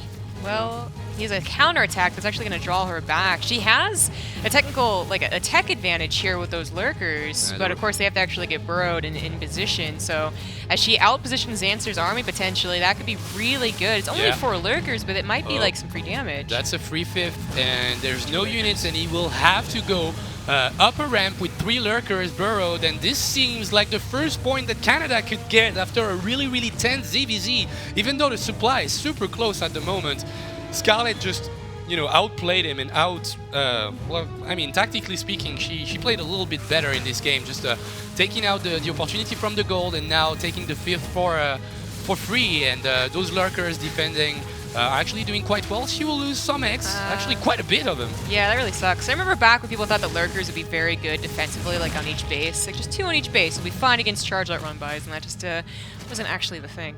But Xanster once again buying time here, forcing Scarlet to go back, so she takes care of 2 bases, which is still really good. Xanster's run out of money, and Scarlet has always had a bank and was able to secure a consistent flow of income eventually. So she has been playing the more consistent and a bit of a safer game too. But there are points where Xanster really looked like it was like just on the brink of getting her out of position once or twice to take the victory. Yeah, interestingly enough, like you mentioned, the lack maybe of positional units, but now Lurkers, Ravagers can kind of play that role. And okay, nice ball on the Lurker. She got the positioning of this Lurker instantly, and Xanster doesn't have any whoa. I don't think that was that wasn't supposed to happen. I think she wanted to unburrow the lurkers, but she eventually burrowed the entire rest of her army.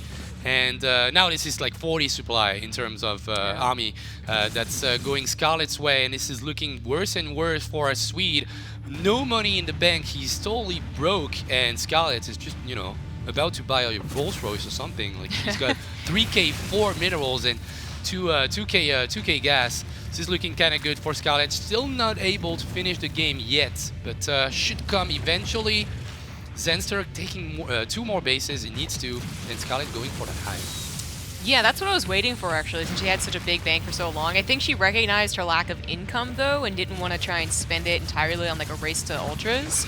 So I kind of like that she was very safe about getting to the higher tech.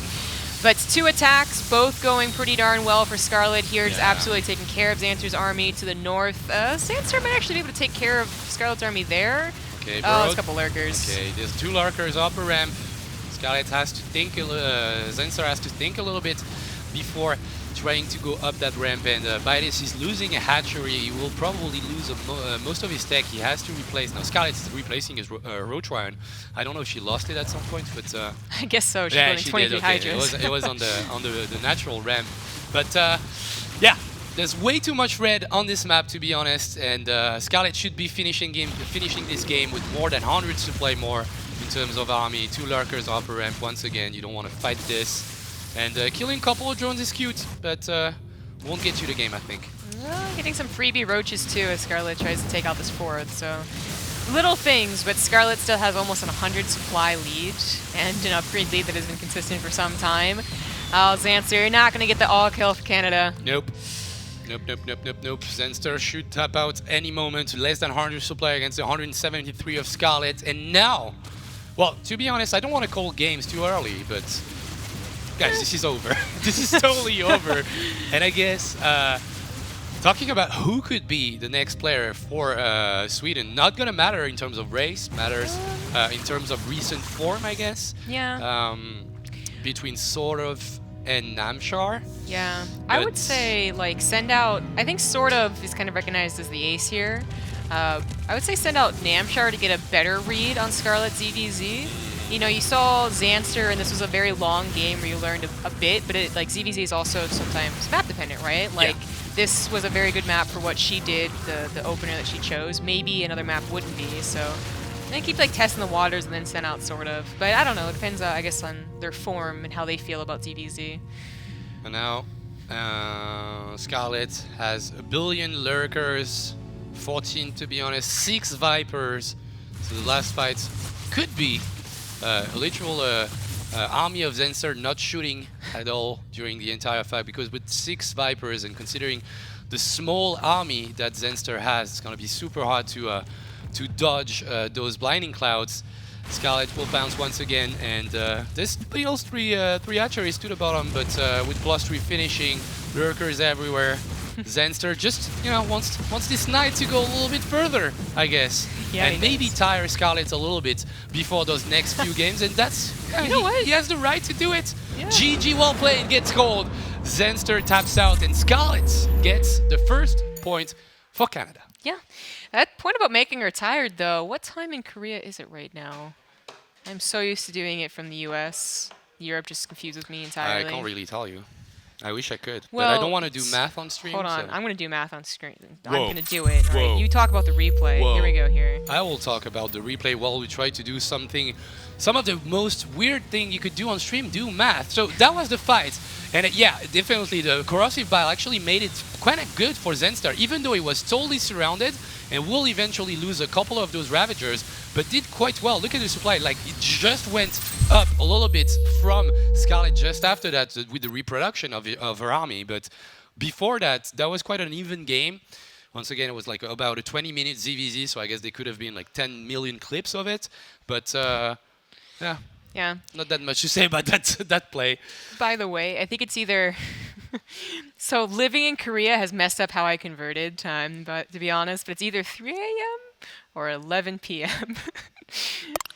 I swear. I think it's 3 a.m. I think it is too. I would go with 3 a.m. I think the point is it's late. Can you help us instead of laughing? No, he's not gonna help us. He's He's not gonna eating. help He at doesn't all. want to say anything. So you put yourself in this position, deal with it. Are Dogo pigs still training? Yes, they are. Just send all the Dogo pigs that you can get. Go Canada, hashtag can win, hashtag nation was for. Just keep them coming. And obviously, I love those doggies, so just go with it. Nice drawing. It's a very old piece of fan art. Yeah. You can tell Acer. because she's still brunette. And on Acer with the, oh my god, that hoodie was actually kind of a monstrosity against fashion. Oh, but it's come fine, on. it's You don't like was- green? I don't like that green. Okay. I actually liked Acer's one, but you know, No. Well, you can do whatever you want. Poison. Can we go back to that tweet? Sorry, we weren't paying attention. That was a cool tweet with like Talk about pictures and fashion. everything. Yeah, we're talking fashion. So go Canada, Root Semper on fire, Scarlet on fire. No regret. Obviously, if you didn't follow those guys, you should do it right now. And this is coming from Jacqueline Poison Sage. Sage. yeah. You know what sage mean in French? Nope. It means, what does it mean? What's the English word for it? Why did I do that to myself? Quiet? How would you say that, actually? We have like 15 other French people Interesting. here. You would think you could get an answer. Interesting. How the hell do you say sage in English? I can't remember. It's okay. Well, I'll go back to it. But it's an interesting name. Is what I Okay. meant. And obviously, production is not helping me at all. Like they know what the word is, but they're not helping me. What about predictions? I heard something about predictions. Are we going to go back to the caster's prediction or the Twitter prediction? Oh no, the prediction for the next player, the reveal. reveal, obviously. So you said Namshar. I did, yes. I think continue testing the waters and then send out sort of. I mean, the good news is all Zerg team. You're just going to be like, okay, ZVZ, ZVZ, ZVZ. I understand her ZVZ a little bit more every time, but I'll see. Oh, Namshar, or sort of, and it will be Namshar. Namshar. Right on the money. Nice. Good job.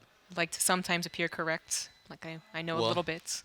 Yeah, and it was a 50-50 bet, so I That guess too. You would not hope taking so. that much risks. Yeah, I guess it wasn't that risky, but still very proud of myself. Namshar it is. Good so, job. yeah, thank you.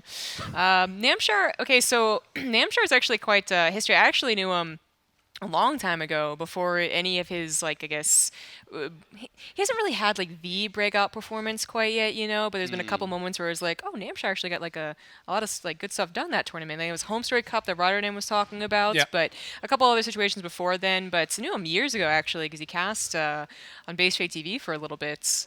And super cool, chill guy, and he really does work quite hard to improve his skills. Definitely one of those guys that very stable improvement, you know? Like, not Yeah. going to be a sudden skyrocket, but stable improvement for last year. It's really interesting to me how Sweden, like the level of their nation in general, just changed quite a bit throughout history. Like they were the top-notch nation in the beginning of Starcraft, right? You think about Jinro, you think about all those guys coming from Sweden and making a really huge mark in the beginning. Naniwa, obviously. Yeah. And then there was quite of a period of time where Sweden wasn't that dominant anymore. Like most of those guys retired, and there wasn't that that new generation of players yet.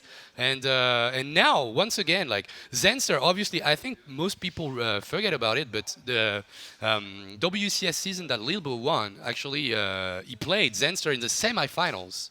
Because he beat Hydra in the quarters, then played Zenster. That was in the round of 4 of WCS, and I think people tend to forget that because Yeah. that's one of the only biggest result that he Yeah. had. But now you've got Zenster, you've got Namshar, and you've got sort of has been here forever, but he's still like, as you mentioned, like steadily progressed and got better. And I think now Sweden is back in form with a team that could go far. They And can go Renovate far. is totally possible. Yeah. I think they can go far, but I do also think that the whole Zerg just being nothing but Zerg is just it's very unfortunate, you know? Like, people didn't want Korea to be all Terran, but it was potential, I suppose. And so we had Zest kind of sneak his way in there, and I think that just really helps out, round everything out. But I asked sort of, like, did he think it was a weakness or a strength? And he said he wasn't quite sure. You know, there's two coins to it, right? There's weakness when, like, everyone can just prepare for you so easily. Yeah. Then the strength is that you can very easily tell each other, like, and talk to each other, like, hey, I'm a Zerg, you're a Zerg, I just faced this Terran 2-1-1 me. What a surprise, but still, you can talk about it, right? He did a 2-on-1. Yeah, I know, right? Like, oh my God, so Is bizarre. the guy on drugs? But there's, there's two sides to it. So. No, obviously I agree with you, and I think what sort of told us was quite interesting, to be honest, because he said, like, at the moment, meta-wise, in Starcraft 2, in Legacy of the Void, you can't really be blind countered because of your race as Zerg. Yeah. So it doesn't feel like it's that bad. Like, I know, like, not having all the opportunities, all the different races to actually snipe people. That's what he mentioned too. But like having Zerg, like Zerg is not doing too bad, I guess, in the Legacy of the Void. There's no balance issues in having 3 Zergs, I guess, and at the same time, not being that well countered at the moment in the meta in Legacy of the Void. So doing quite well with their full Zerg lineup, and especially because Zenster is doing well. You guys believe that Canada will win.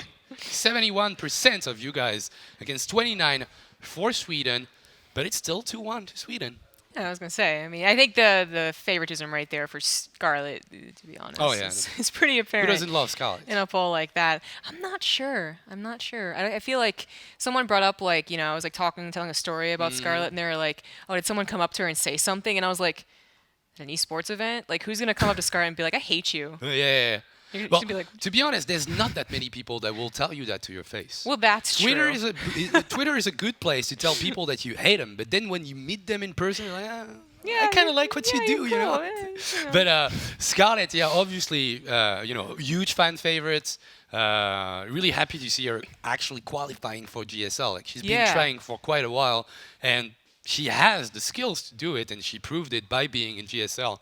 So probably a really great 2017 year coming up for her, and she could, if she could do it, even though it's quite late, as we calculated earlier in Korea, if she can make it for Canada, at least coming back and opening the way for maybe another revive, but I guess Scarlett is the obvious choice. Yeah. She tends to lose. Unless she's like super, super tired. Yeah. But to be honest, I know her sleep schedule, and this seems about right. So I don't know how tired she really is. It's probably okay. 3 in the morning until about 9 in the morning, and then maybe she gets tired. All right. Yeah. Good. Nice stamina from Scarlett. So lots of ZVZs coming up. Obviously, Scarlett, last remaining player. Now we've got the full Zerg Swedish lineup. What's going on here? BM, yeah. Can Whoa. win. More like can't win. Whoa. Go Xanster. Time for all kill. Well, that tweet is too late. Xanster didn't all kill, so nuts to you, DJ Helium. Yeah. Not that good, man. No, it's not even his fault. Like, it's just production that showed it a little bit too late, but it was nice. Can't win. Kind of. It's an I agree obvious with the one, joke. but- It's okay. Obvious. Yeah, it's Yeah. hanging fruit. It's Yeah. okay. What would you say? What would be a great joke? A great joke. I'm sorry for asking this. Yeah, this is a terror. Why would you do this to me? Yeah, I'm sorry. I withdraw with just what I said. I'm sorry about that. Echo will be the map. So once again, 2-player maps. Not that much. Like, there's a lot of opportunities to maneuver around, considering how the map is laid out. But this is not like a huge 4-player map. No. You don't have to, like, I guess, be super scared until they can actually get the scouts on Sure, yeah, like Whirlwind, it's- for instance. Right, I was going to bring up, it's not Whirlwind, the chances of not scouting your opponents or having that situation where you both just kind of go around each other is a little less on Echo. But I think that Echo still has that, like it still has 3 pathways, shall we say, 1 down the middle and then 2 to the corners. So, and that was a big problem, that she had against Answer. Yeah. She wasn't the one that was maneuvering everywhere and around the map, it was Answer. And there's been a cancel, which means we will see a pool first at 11 from that player from Canada. She is Scarlett. She's starting to be cheeky. She wants to finish this game as fast as possible. And in the bottom right, as the blue Zerg, he is Namshar. All right. Ooh, and gas with it too. Like, 440-ish in Korea. Oh, thank you. All right. And apparently at 440, connection goes bad. Yeah, apparently. What's going That's, on? when everyone gets on Korea. Maybe. The internet. Lag, yeah. Yeah, that's some pretty significant lag. Yeah, I guess I messed up my time conversion from here back home. That's where I went wrong. Because home to Korea, like I am on point. I'm not sure if 3000 MS will make for the greatest of ZVZs, and I agree with you guys. So I guess if it's still lagging, it should get paused, and it's done. It's quite normal, I would say. We're playing cross servers. We've got people from everywhere in the world. Like obviously Canada, Sweden, already quite far, but then Sweden, Korea, even Super far. a little bit, further away. It's true. Yeah. She was saying super smart stuff on this broadcast, as you can tell. And to everybody that think that I failed geography, I was just not looking at the ball correctly when we were doing the ball. Yeah, Globe? the drawing. Yeah, okay. the country balls, I guess. So. The drawing. Yeah, you getting it I now? thought you were trying to say globe. No. The country balls. No, because I said Countries on it. Japan instead of Italy, but you guys could see, like, because you had the camera on the other side, you could see the green, but I couldn't see it because I was watching like this because the preview screen was right here, like after the table, so I couldn't see it. I just saw red and white, and I said Japan. I'm sorry for that. Yeah. Really. It's production's fault. It's Yeah, totally. the SimCity. It's always of production's gaming. fault. Yeah, well, that too, exactly. Like lag right now. Production's fault. Yeah. That's, clearly you got to kick our observer out. Yeah, Yeah. of course. Aeromi, probably. Aeromi is always the one, that brings out all the hate to us. It's obviously his fault. So we'll know a little bit more about what's going on and if the lag situation gets fixed. So we can talk a little bit more about ZVZ. And I know that's obviously your favorite matchup. Clearly. Yeah. Yes. Yeah. Well, that's why we swapped in because we couldn't let Todd Yeah, and well, this is Rotterdam, the two Protosses, have all the Guys. ZVZs. Like that would just be rude. Yeah. So we came in. But we actually switched back to the two Terrans. yes. To Yes. cast a Well ZVZ. represented at O Gaming. Yeah, Nation where's Wars. Drogo when you actually need him? Yeah, practicing for Nation Wars and actually trying to make a decent result for himself, for France, actually, to be totally correct, I guess. But we'll go to a quick commercial break while we try to fix the lag situation. We will be coming back with the fourth game of Canada versus Sweden. Guys, don't go anywhere. Hello guys and welcome back to Nation Wars, Canada versus Sweden. Kind of a hectic best of 7 at the moment. 2-1 for Sweden. We had to go through a rematch between Scarlet and Zenster as Scarlet's build was actually showing for a little bit after they had to leave the game. Don't really know if it's a bug issue or something, but we have to rehost the game. But apparently the ping issues have been cleared. Oh, really? So okay. Well, that would be cool. That is the best news. Yeah, a little unfortunate that happened on such a.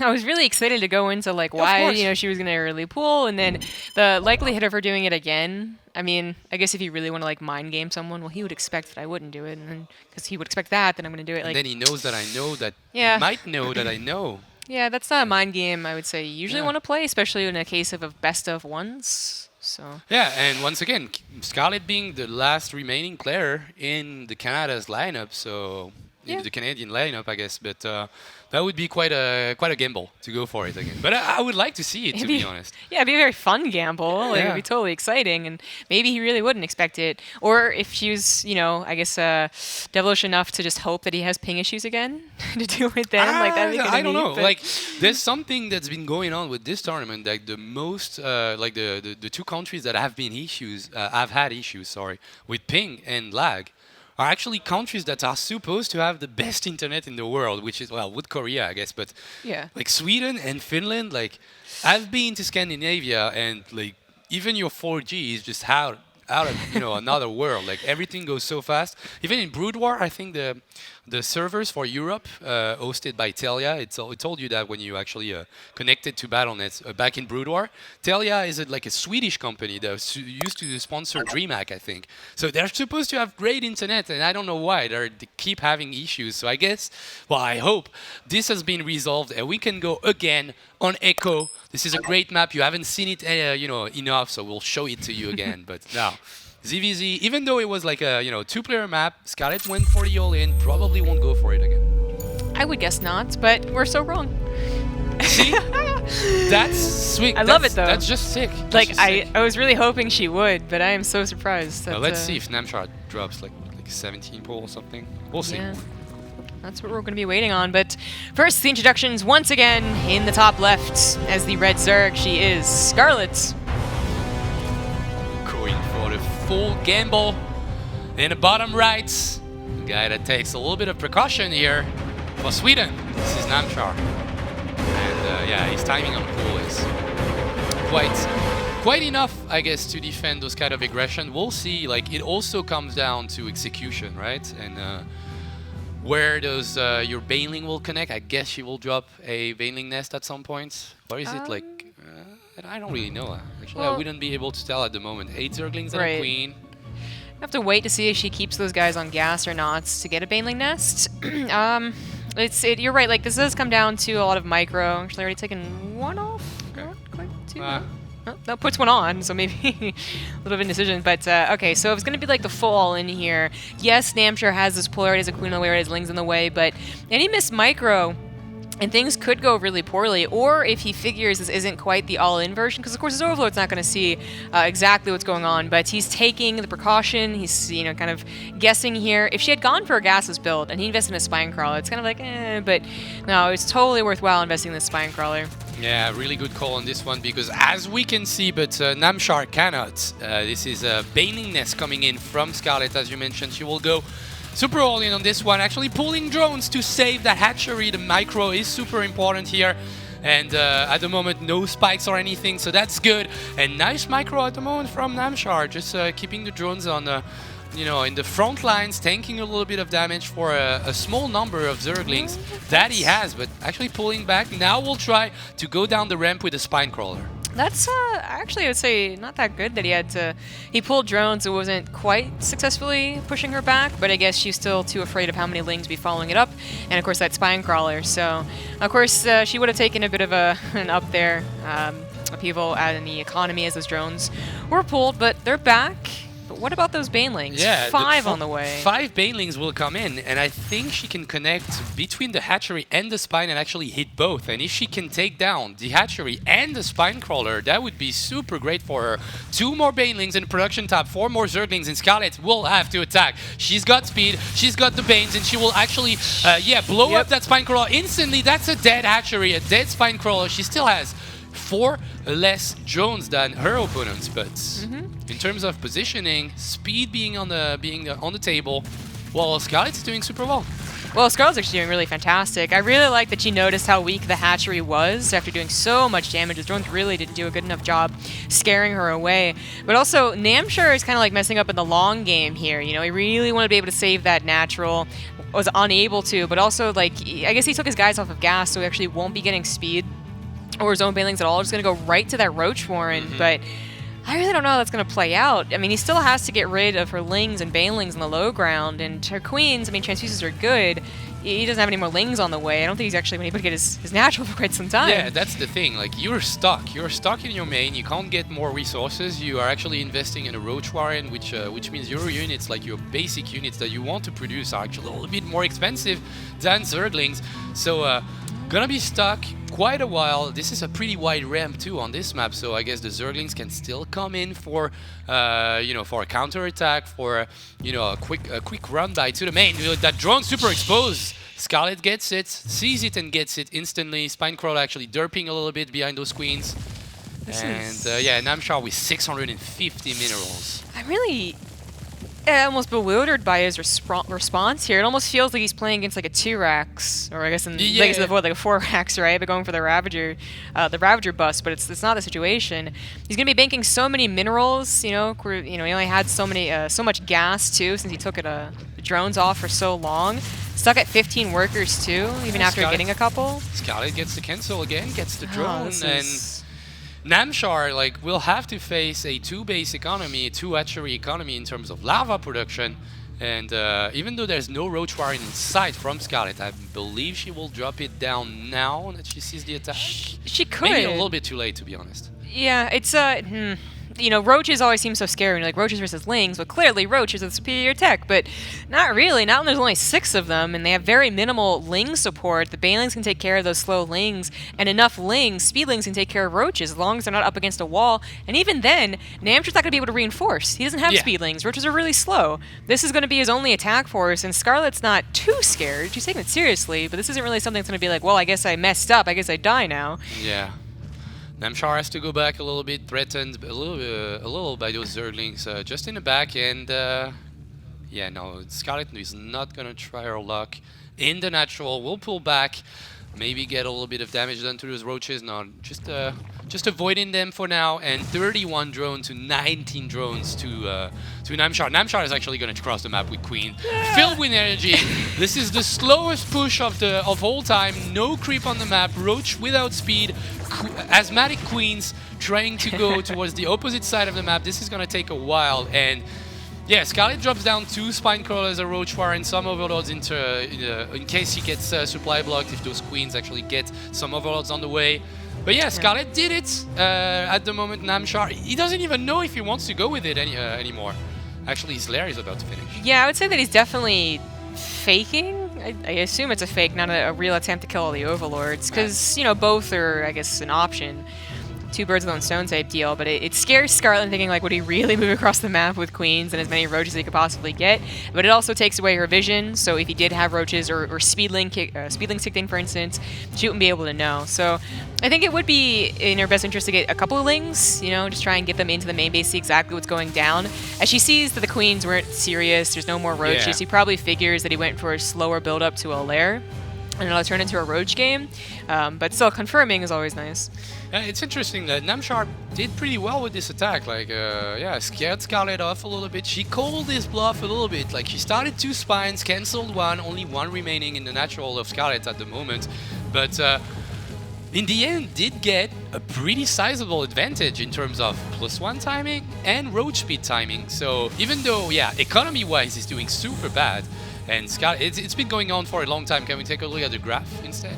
Like, Scarlet has been mining quite a bit for more than 2 minutes now. So obviously Scarlet's way more richer than Namshar, but in terms of population and in terms of supply in general, 52 against 46 in terms of army supply, quite a bit of roaches, and the +1 and speed timing is about to kick in 6 seconds. I don't know that she can hold on to that third base. If Namshar has been hitting like 10 seconds sooner, everything had finished 10 seconds sooner, I actually feel like, quite scared for Scarlet, but I think she might just be on time with her roach production. Like, the upgrades is something that Defender's Advantage could probably help with. Yeah, and we'll see. Those 2 Ravagers will actually hatch, and now the wraparound with the Zerglings, and you can see that third hatchery, but you don't have the range to attack it, and now all the roaches will fall for Namshar, and that was probably his only timing to try to get back into this game. Those Queens moving across the map? Something super slow is moving across the map. So. Definitely. Okay, well, that all-in's not going to work. And, his entire army wasn't there, so obviously it wasn't going to be that powerful. It looked very easy to clean up, and even if the whole army was there, it would have been too late. Scarlet was building roaches, She realized the situation, even without Overlords technically scouting everything, and would have been prepared. So Namshar, at this point, he's just got to hope that his maneuvers are so confusing. She's messing up on the macro front, but it's not working that way. Yeah, not working at all. 107 supply now against the 89 of Namshar, who will take his third hatchery. Interestingly enough, he went for those attacks. First one was totally a fake, but the second one, even going for it, but not losing the game in the process. Still losing in the big picture, but the attacks are not really what made him lose. He's just behind because of the opening of Scarlet. But doing pretty well to stay in the game and still try his luck, still has a pretty decent +2 timing, and now equalized the drone count of Scarlet. So, once again, opportunities for Namshar to wait on, I guess, Scarlet's mistake, because it's still Scarlet's game to lose. Yeah, it definitely is, and really hard to find a way in which she could throw this game. She would, at this point, I think, just have to be so passive and wait till they're both maxed out that Namshar has a positional advantage. Very, very much later into the game, but I don't see that happening. Scarlet's is pretty good at this game. Probably recognize how much of a lead she has after killing the hatchery, after denying it twice, and after taking care of that really awkward push and seeing his queens move out like that. Like, this is a ton of awkward things by Namshar as he desperately tried to make up for the early game, but nothing really worked. He needs to make up for that attack in the early game, as you said, and yeah, it's not going that well at the moment. Even though he has the economic lead, he's got 3 hatcheries to the 3 hatcheries of Scarlet. But at the moment, yeah, the difference is in those numbers. Plus 40 army supply for Scarlet, and equal upgrades, I would say. Well, in a tiny bit, she will have +2 also. Namshar just finishing it right now. But plus 40 supply, once again, the army positioning and the army control will be super important in this fight. But I don't see Scarlet with her ZVZ skills just butchering up that attack that much. Well, there was that one time she just move commanded into an entire army. Yeah. So That's how you lose games. I guess that's how I heard that. Namshar is hoping it will all go down. They might have a bit of an upgrade lead with +1, or maybe not. Scarlet pushes in right before her +2. There we go. It's done. The game's probably over as well. Like, it's 50 army supply down, and Namshar tried to have a good concave, didn't really work out, and Scarlet busts the third, and we'll be taking this game. Yeah, Scarlet just keeping the hopes of Canada alive. We'll take that game 4 and equalize that matchup, that nation war between Canada and Sweden. She bounces on the third. There's nothing left from Namshar. 2 Ravagers will try to hold on, but no. GG. Scarlet gets game 4 and equalizes this best of 7. Yeah. I think that was a really cool maneuver to go for the early pool again. But I also want to say that I don't know if she knows Namshar. I think she knows a little bit about him. I've talked to her about him before. But even if she doesn't, I've actually known Namshar. One of his weaknesses for a while has been his defense against cheese. I don't know him that personally. Like I can say he hasn't fixed it by now. But just looking at that game, I would say that was definitely a weakness against cheese. Like his response after everything went topsy-turvy was also just super questionable. He has a decent build to defend against this. Like we mentioned earlier, like at the beginning of the game, obviously execution and decision making will have tremendous importance in the if he can defend or not. But obviously he had a decent build to defend this with quite an early pool, well, at least before the hatchery, took some precautions, saw the Zerglings quite early. Obviously, sort of is the only player remaining for Sweden and will take his chance against Scarlet in ZVZ. Quite a frightening sight, to be honest. But yeah, he messed that up a little bit. He had the build, he could have done a little bit better, and I think Scarlet also took all the right choices. Yeah. Like the banings between the spine and the hatchery, recognizing that the hatchery was super low, and all our movement around the map was, just top notch. It was, yeah. And I think it was also a little bit in that spine crawler being so close to the hatchery. It's not usually something you're thinking about, like, well, if they bailing bust me, they're also going to get the hatchery, but he probably should have. So it is going to be sort of next, though, and I don't think he'll be making that same mistake. I think it's nice to know that Scarlet's willing to throw out a cheese in a best-of-1 situation. So it's still good intel. That's what I was talking about, bringing out Namshar, second of all, in the first place. So, sort of will be the last remaining for Sweden. Once again, there's going to be a revive after this. So whoever wins this game will have to play another game to get it. And looks like Funka and Rotterdam are the only one remaining in the running. I guess so. Interesting. I didn't actually think Canada would throw out No Regret, to be honest. What is this supposed to mean? You don't believe in no regrets? Nothing. No, I totally believe in No Regret. As someone who to. hung out with him for like 2 weeks, I know just how good he was in ZVZ. With his million cheeses and work of art in general. Yes. In his Mona ZVZ Lisas. skills, his ability to throw a lot of Zerglings and try to finish the game early. Yeah. We have some tweets coming in. Keep them coming, obviously, and we will show a little bit of them on screen. Phil Jacob, GG well played on Fire Scala. Keep up the fight. Hashtag can win. And W4. And that's a pretty cool GG button with some cute Zerglings. I love it. And even minerals. This looks cool. Yeah, I was going to say, those minerals are super cool, but those Zerglings look like handmade type deal. I don't think I've seen them before. That's a cool little setup. And a maple leaf. Pretty tiny maple leaf. That is a very tiny maple Really, leaf. I didn't really even notice that. I've got was amazing there. eyes, Apparently, it's why you need glasses. Valdemar Deasing. The best thing after a day of studying at the dorm is pasta dish. wine, and Nation Wars 4. Yeah, you're a man of taste. FC Barcelona fan, apparently. If I look at the flag in the bottom, in the back, sorry. But yeah, those are pretty nice looking pasta. Even some greens in there. Yeah. Very And healthy. this is a Côte du Rhône, I believe. The wine was pretty nice choice. I like it. Yeah, European things, wine, Yeah. flags, Yeah. amazing. Pastas and wine and everything. Have you had any wine in Paris? I haven't actually. We'll take care of that. Proper ones. So, once again, ZVZ Game 5. We're not going into a break because we made you guys wait so long for the technical issues that we won't make you go through it. You know, even though the waiting screen I think looks kind of badass, and even the music that has been produced especially for Nation Wars, the one that you're hearing in every break. Somebody told me something, but I wasn't sure that what it meant. So probably that we were going to talk about the map, Vanny Research Station. Yep. So this will be the map for the next ZVZ Scarlet versus Sort of. I mean, if it's a mirror matchup, there's only so much you can talk about when it comes to maps. But, you know, Habitation Station really played well to that build that Scarlet did. The fast roaches, fast lair. Obviously, Echo, 2-player map, played well to her choice to go for the early pool, which worked out. So what does it mean for Vanny? And then the question is, when is Whirlwind going to appear? In the best? It was actually the starting game. I'm saying random as Was it? stuff. It was, I think. No Oh, you're Regret right. played- Yes, it yeah, was. Okay. Yeah. So I was waiting for Whirlwind in my head. Like, when is the 4-player map coming in? But it actually already been played in the top. No introduction needed. This is Scarlet for Canada. Doing super well for our country. And in the bottom position as the blue Zerg for Sweden, he is Sort of. Team Revolution, apparently. Yeah, it is. Oh, Scarlet whoa. cheeky. Whoa, whoa, whoa. Yeah, pull 11 into hatch first on the gold. Clearly, no regrets whispering in her ear. Yeah.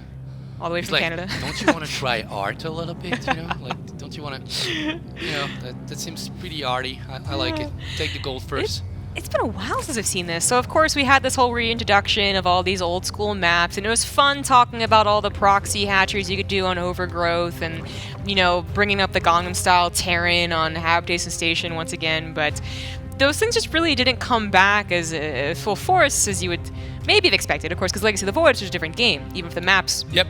are now similar. So I don't think I've seen in any matchup, because this was done versus Protoss and versus Zerg, I think, back in the day. Bjorl did a little bit of that jazz in ZVP during IM Gyeonggi. Ah. I remember I was on the desk, and the only smart thing that I think I said in those 2 days was expecting that hatch first in ZVP, because Bjorl, like, when I see Vanny Research Station, I think about Bjorl games, and I think about those goals that he took, and even sometimes getting the opposite side goal, then going for, you know, like proxy hatcheries. Like, I used to introduce games like this by saying, I'm just gonna wait to see where that second hatcher will be, because it could literally be everywhere. Like, you could take your fourth as your natural, you can take your, you know, pocket natural, you can get your front natural, gold base, proxy hatcheries. This is like hatchery fiesta on Vanny Research Station. So this time, hatch on the first, hatch first on the goal, sorry, and then Evo Chamber. Yeah. This is some very interesting stuff. I actually think it's true, by the way, when I see Vanny. Actually, there's so many proxy hatcheries. But anyways, this is super interesting because, of course, sort of, you know, this is, you know, not popular. Okay, Bjorl did it, but it's still not the popular maneuver that it once was back in the day, where everyone was going for these gold, these weird, you know, locations for their first hatchery. So his Overlord's not going to go over there, and it's not going to actually see the lack of a natural, because the way that Vanny is usually set up is that the natural is, of course, usually safe and tucked away, which Scarlet will be taking as a fairly quick third, and sort of basically just has no idea about anything. You know, he didn't drone scout, obviously, and he didn't get his lings in here. So this is just, I mean, it really works out. Scarlet is sometimes known to do weird things. You know, just a fun player to watch versus Terran, versus Protoss. Sometimes versus Zerg. Maybe like the least likely to do something weird versus Zerg. But still, you don't, it's just not the most expected to do it. All right, So- getting the scout on the Evo, it's actually pretty nice for our friend Sort of here. This is a +1 melee, not carapace. That could be used especially to defend those banelings as Zerglings, so you get those Zerglings with 1 HP remaining after a baneling blowing up. But that's a nice wall. Spinecrawler in the back, Roach Warren and Evo Chamber working together to you know, to Whoa. construct that wall. And at the moment, like, can Scarlet do anything? Will she go like for an elevator play or something? I She feel can drop. Yeah, it's not like the only way. Okay, she's going for a Ling all-in with +1, which I feel is very... This was being done a lot back when we had Invader in the map pool. Oh, yeah. Yeah, that was... Great It was fun, you know? Ling versus Ling was my favorite. But that really... This is also something pretty old, so it certainly would be unexpected, but it's hard to execute on a map where they have two bases so safely secured if they wall off the ramp, which sort of did. Maybe she didn't expect that, but she's got to play around it now, and the only way to do that is to get Overlord drops. And with no speed, that Overlord is super exposed, and those queens are actually poking a little bit at that Overlord, but it also means that there's some vulnerable units, and actually the wall is not it's not closed yet. It was closed in the last possible moment, and I believe that drop Overlord is actually dead. Getting those units and that queen with the potential transfuse is actually pretty good for Scarlet, but she needs to break that wall, and she needs to break it now. Nice building on the bottom side of it with 2 Evo Chamber. Can Scarlet go for it? She has a lot of surface area on that Roach Warren.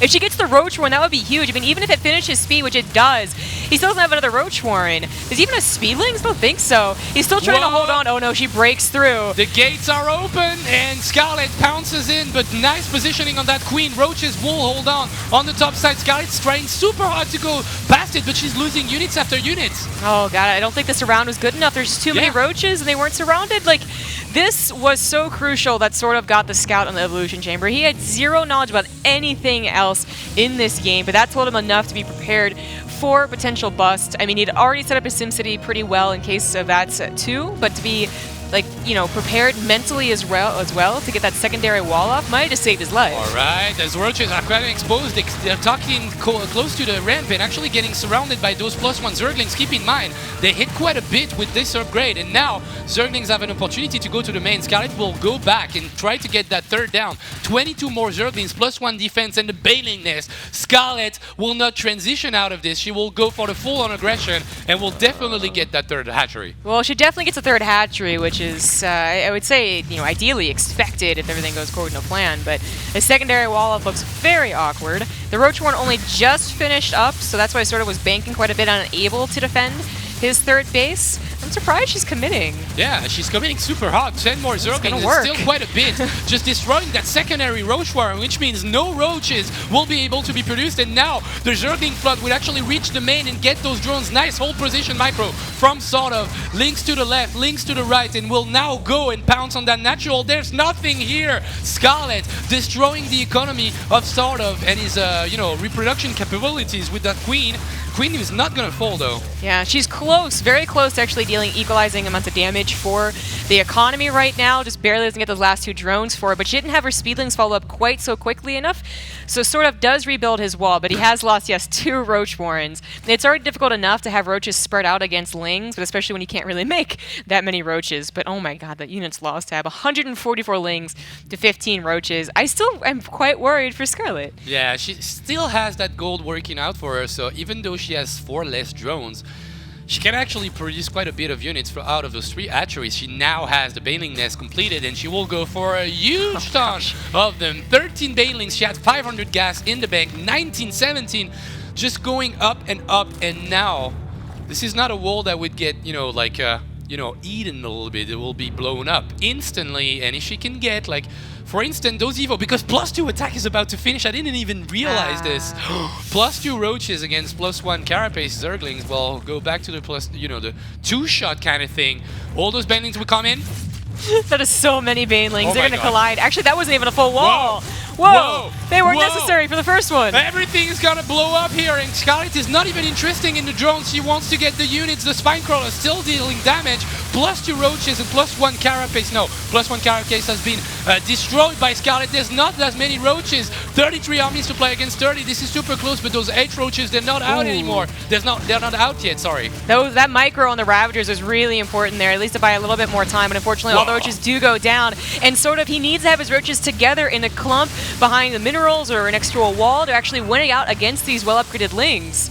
He finally gets him a bit more in a clump, and Scarlet will back off, but she just killed 15 drones. Yeah, she killed 15 drones, and at the moment her income is out of the roof, considering sort of is almost none. 22 drones against 27, but the gold actually still doing work here, and sort of actually more a builder than a pro gamer in this game, trying to get walls going on for himself every time. But do we see any more banelings? No, still full lings here.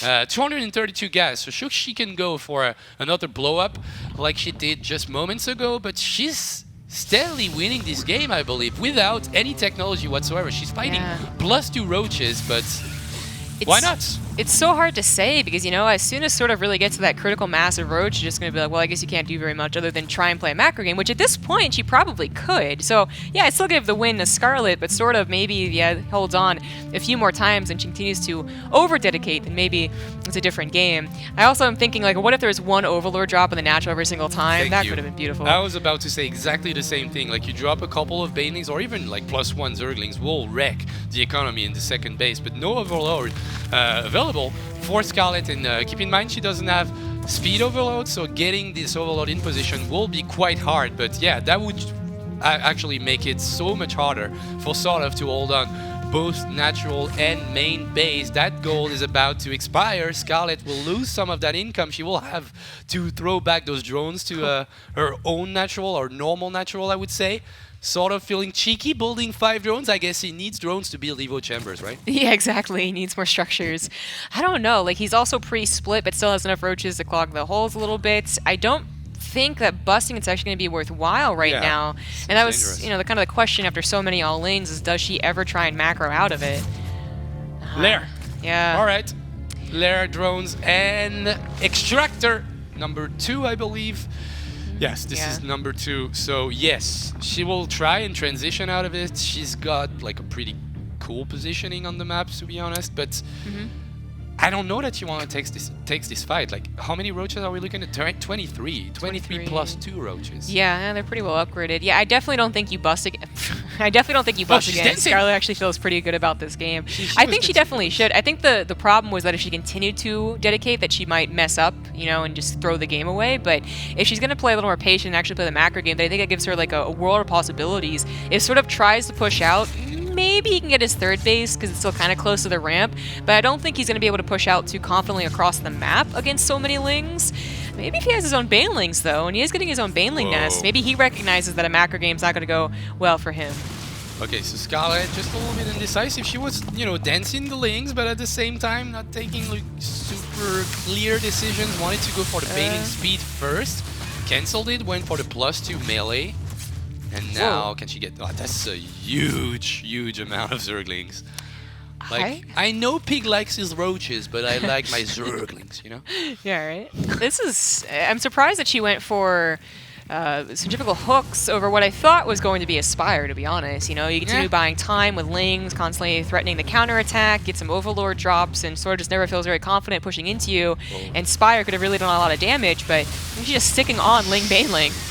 Ugh, I'm a little scared about all those banelings. Keep in mind, +1 defense on those Zerglings, so we'll not get one-shotted by those banelings. But then, a huge amount of +2 roaches, and now they've got speed, so they're actually outrunning those banelings. They need to turn back and fight, I guess, because this is going to be like nothing but dead banelings. There's no static defense on the opposite side of the map, no roaches either. So quite a bit of a hard fight, and she will go for the surround right now. Baneling connecting to a couple of roaches, and I think those links will be enough. That's really hard to tell. No, the roaches will hold their ground with the +2 attack. And Scarlet, is she losing that game? Look at the army supply. I think she might just be. Those roaches are all clumped up and just like actually protecting each other, which was pretty big. This queen surround with the drones ends up being amazing as all the lings lose their lives trying to take out one queen instead of all the drones they're supposed to take out, and sort of is still pushing across the map. Now Scarlet did build more banelings back at home as she recognized all of those were dying, but is it going to be enough? There's a lot of roaches left over. I don't think it is. 12 banelings. Let's see the splits from sort of actually going to take the fight in the middle. That's a lovely connection. My God. And can she hold? The Ravagers in the main are actually going to die super fast. And now she tries to keep those banelings alive. And Scarlet will hold. This game is not stopping anytime soon. 13 minutes in. And now maybe... Yeah, there's nothing going on at that gold. She emptied it out like already. No third base for sort of either. Can we take a look at the income? right now. It's going to look so bizarre, isn't it? All right. It's pretty all low. right. All right. Well, I think you just sacrificed the gold base. I mean, the Yeah. gas is a little important, but she already has banked up 400 more gas, so I think it's okay. You know, she can just build a second one somewhere else. And all the gold is actually taken care of, so let it die and just wait for a better opportunity. The roaches are once again backed up against each other. They're also going to be able to go up against this Okay. wall right here. The hatchery dying actually plays a little bit against sort of with the surround getting built, but those roaches are actually trading so well. Yeah, For nice. sort of will die in the end, but took out a lot of zerglings in the process. And now Scarlet has to do something about that third hatchery. If that third hatchery just comes out of the ground and starts mining from it, this is gonna be such a hard game. We're talking about +2 roaches once again, not the most expensive units in the game that will trade super well against those zerglings, even though +2 melee did finish. So once again going back, like just drop some banelings maybe, just get those last drones out of the way. Yeah, the +2 finishing up for that fight was actually really crucial. And even though I think she could have maybe waited for an even better opportunity, since they're like gonna have to retreat eventually, that still went pretty well. And now sort of is at this predicament where, okay, like you still have the third on the way and you have some roaches trickling out. It took them a very long time to get up to a critical mass of roaches. So, the wings that are still pouring out from Scarlet as she takes another third base too. Again, if those roaches move out and they're not in a really good center Nice. mass, like they're gonna die. Okay, Nidus network. So, the structure in itself, super expensive. Getting the exits of that Nidus is gonna be expensive again. But getting just only like 6-7 roaches in the economy of Scarlet means that all the zerglings that are currently positioned like super aggressively on the map will have to retreat, and I like that option for sort of. Once again, quite expensive, so don't want to throw out money. 3 banelings will come in and get the connection. 10 drones. Scarlet, that might have been the move that she needed, and finally the Spire. Yeah, fine. Oh god, I forgot the Spire was an option. Just thought there was going to be more lings and banelings all the time. The Spire is going to be too late for this Nidus Worm. I'm not sure that Scarlet's expecting it. I mean, they've been trading so often, she might not even think that he could afford it, so she's not looking at her base right now. Not reacting, Oh, there you reacting go. now. That's a little bit too late. Scarlet in Canada in a lot of troubles here because roaches and banelings will come out of that Nidus instantly, blow up those zerglings. Maybe, yes, they do. And 3 queens for the transfuse, and those units will unload directly in the main of Scarlet. And Canada is actually a little bit trembling right now because those roaches with +2 attack will take a great positioning on that ramp. Well, the banelings all collide What on the the hell? roaches. I don't think that was actually a good idea by sort of. That actually might have been a huge mistake. What? The lings are getting a lot of surrounds, a lot of transfuses left over, but she still has more lings that tried to do a counterattack, decided to actually go home, and sort of just lost his army. She gets the army supply lead, and as we mentioned, the Nidus play was quite dangerous, and he also lost some drones in the background, 4 drones lost, and Scarlet holds on, and with those +2 banelings just crushing through those roaches, getting control back on her main, and now, even 2 Mutalisks could be like way too much to handle, but those zerglings have a field trip right now to that third base, and they wanna kill it, or at least kill the drones that are here. Wow. I can't believe Scarlet, what a god. Yeah, I really think you're like, I have roaches, they have banelings. Clearly, if I have a wall of roaches, they're not getting through. But that was actually a huge mistake. He should have let 3 block and then spread the rest of his roaches out.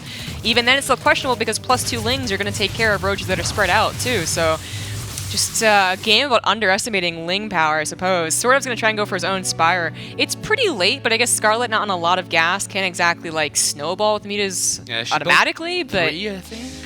yeah, 3 here and then a couple more banelings. So Okay. it's a slow build up for her, but it's still a faster one. Okay, link drop to the natural. That's why we wanted to see ever since like minute 5 in this game. That should have, finished quite early. But still, this game is going on. And now, banelings to the side. What's up, sort of? What's up, Sweden? Where are your drones? GG! Scarlet takes it after one of the sickest ZVZ I've seen in a long time. That was like best CVZ of 2017.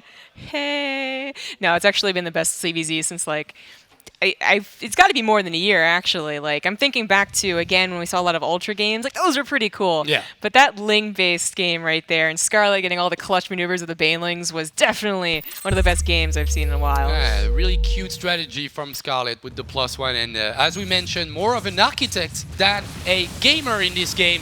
Banelings will run in, destroy those Evo chambers that were not over, and now Scarlet doesn't go for the economy, gets the trades against clumped up roaches, tried to save the Banelings as long as she could, and this moment just equalizing a little bit of the economy. And I think like towards the late game portion of the game, even though like Scarlet didn't build anything else than Zerglings and Banelings, those Banelings connecting with those 10 drones that just got transferred made it super easy. Well, way better for Scarlet, I would say. Oh, there it is. There it is. Just like, Oh my god!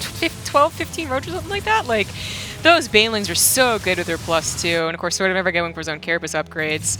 And that last little moment where all the drones go down. So sick. Such tap a out sick point. game, and Scarlet just doesn't want to lose. Like, goes for early pool, tries, and I'm saying early pool, but you know, all-in pool, should I say, with like the 11 pool, twice in a row with the disconnect in the first one, goes back with the meta play, second game, does the same thing, and now full Ling Bane all-in with an Evo with Hatch first on the gold. She's actually delivering right there.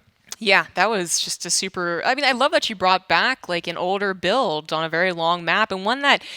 I mean, it was scouted, but, like, even with being scouted, you know, it barely held, but then he had to hold, like, 20 more times, and just, like, every single time taking a little bit more damage, and just... What a crazy game. Like a sea of Zerglings just crushing through the wall again and again and again, and at some point... it just broke, and really like great game for both players. Like sort of trying quite a bit of different things to climb back into this game. I like the Nidus play, and if the +2 Banelings didn't crush through those roaches, I thought the game was over. I thought that was a really cool mechanic to finish this game. We'll see who Sweden decides to throw again. I would lean towards sort of. But Namshar is in great form. Yeah, Namshar, I feel like he may just get cheese again, because of course now it's Scarlet with 2 lives, but... And then Zenster. So that's the cool thing. When you're actually trying to get 2 out of 3 odds, you mentioned 2 players, and that's the third one get thrown out. Great. Yeah. Anton will be the last player. Zenster. The only one we didn't mention, maybe... I don't really know what's the decision-making behind it, to be honest. I was like getting there, you know. I was like, Namshar, I don't think had a strong enough performance, and probably isn't feeling too great either after his performance against Scarlet. So, you know, sort of had a really good one too. But Zanster had the longest game. He had the... I don't know if it was the close... Like, that Vanny game was just so close. Like, I don't know about that. But That's it, right?